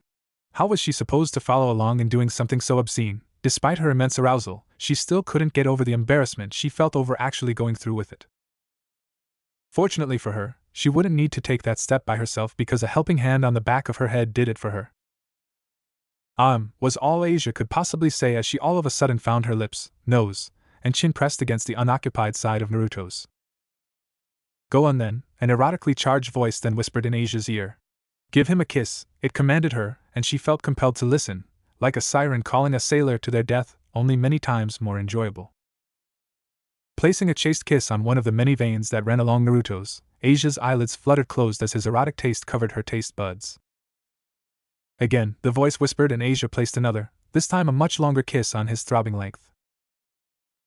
Again. The voice repeated this again and again until Asia was practically making out with the side of Naruto's, her lips moving erotically along his length while she unconsciously added her tongue into the mix, as she made sure to give it plenty of her love. Above her, Rias had since moved back to Naruto's tip, only now she was sucking the first few inches of his into her mouth. With skill belying her many hours of experience on her knees in front of him, she bobbed her head back and forth, smiling at his moans and groans of bliss as she also licked the underside of his. Asia whined as whoever the voice belonged to reached around to her front and groped at her breasts, tweaking her and making her that much more excited. Dropping down lower, Asia decided to do as she'd seen Rias do and kissed and licked at Naruto's balls. A lewd sense of pride washed over her when she heard him groan in pleasure from her efforts. Akino, you're awake already? Asia heard Rias say in mild surprise after she released Naruto's from her mouth with a wet pop. Oh my, Rias. Not everyone has as low an amount of stamina as you do, she smiled at Rias, and to Asia, it almost looked taunting. Rias must have thought the same as her eyes narrowed. Before she could respond though, Akino acted. Even knowing who it was that had been whispering into her ear, Asia still couldn't have prepared herself for what happened next. A sharp jolt of pleasure had her eyes rolling into the back of her head and her mouth falling open as two small, well-manicured fingers penetrated her cunt. Oh my God! Asia felt that the headache she got from using the Lord's name was incomparable to the immense amount of ecstasy she felt coursing through her body as Akino rubbed her fingers against the inside of her cunt. The Busta Queen's skillful touch was already driving her crazy and her gushing was proof of that. You like that, Asia? Akino once again whispered into her ear, Asia's head resting back against the older girl's larger breasts as tingles went down her spine at the cool feeling. Ma'am, Asia replied, biting down on her lower lip while squirming as Akino was plunging her fingers in and out of her drooling cunt at a fast pace. Yeah? Akino moaned. I bet you do, she said and brought her hand that had been twisting Asia's down to the former nun's crotch. Stars exploded behind Asia's eyelids and a long drawn-out moan left her mouth as Akino ever so slightly flicked her swollen clit with her pointer and middle finger. Oh, Asia moaned while her hips twitched and her eyes went glossy as she experienced her first ever orgasm. Drool rolled down her chin and her mind blanked as Akino continued to slowly pump her now-drenched fingers in her quaking walls. Only once she was sure that Asia was coming down from her high did Akino stop pumping her fingers. When she did, since Asia was practically unconscious at that point from the overload of pleasure, Rias and Naruto were the only ones who witnessed the lewd sight of Akino licking and sucking Asia's juices clean off of her fingers and hand. After that, for the first time since Asia had joined in, Naruto said something loud enough for them to hear instead of just his grunts or groans of pleasure. "Let's take this back to your place, yeah?" he said, looking at Rias, who nodded quickly at what she knew was going to happen when they got there. Rias' guess had been correct. After cleaning the room and wiping the memories of the guy at the front desk of them ever being there, they used a magic circle to get back to her apartment, where things only escalated. As soon as they entered her bedroom and after depositing a still recovering Asia on a plush couch that Rias had in her room, Naruto was on them. Rias and Akino cried out and giggled happily as he picked them both up and tossed them onto the large bed. Their hearts pounded in their chests, and they throbbed hungrily as he watched their curvy bodies bounce like a hunting predator eyeing his prey. "Both of you on your hands and knees. Now!" Naruto commanded them when they didn't listen fast enough. Obscene and slutty grins adorned both of their faces as they quickly turned their bodies to follow his sharp demand. Almost in sync, they shook their shapely asses at him, doing their best to tempt him into fucking them into drooling messes, and it worked. The only problem, however, was that in doing so, one of them would have to wait until he was done with whoever he would choose first. That's what Asia came back to. Instead of blaring music and Akino's fingers up her cunt, she was met with the sounds of Naruto's grunts and Rias' moans of absolute bliss.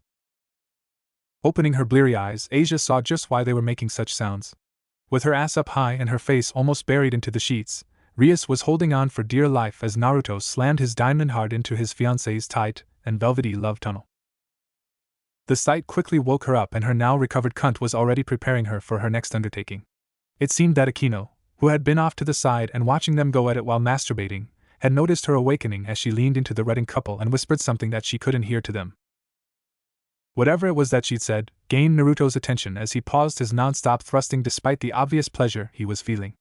Asia yelped as he struck Rias on the ass, the loud slap instantly quelling whatever whines she was starting to let loose as he turned his head and locked eyes with his fellow blonde.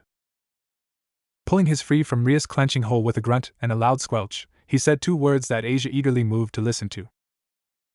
"Come here." Once she was standing in front of him, she was treated much the same as Rias and Akino had been earlier. The only difference was that he rested her down on her back much gentler than he did with them. Now laying down with him kneeling between her outstretched legs, she felt nervousness enter her mind once more. The size difference between them was plainly obvious to the former sister, and looking down between them, she couldn't help but gulp as she eyed his immense length. "Will that even fit inside me?" Thankfully for her, Naruto picked up on that nervousness. "Is this your first time?" he asked, though he already knew the answer. "Yeah," Asia responded, her eyes downcast as she thought he wouldn't want her compared to the two beautiful and obviously experienced women that now kneeled beside him. Rias was still panting, she really needed to work on her stamina, but other than that she was fine, and Akino was just watching on with the seductive smile on her face that she was known for. "Don't worry, Asia. Naruto's something of a virginity taker amongst the supernatural girls of Ko Academy. I doubt he'd ever care if a girl had experience, or not." Rias assuaged Asia's worries, completely ignoring the glare from the man she was speaking of from what she was saying.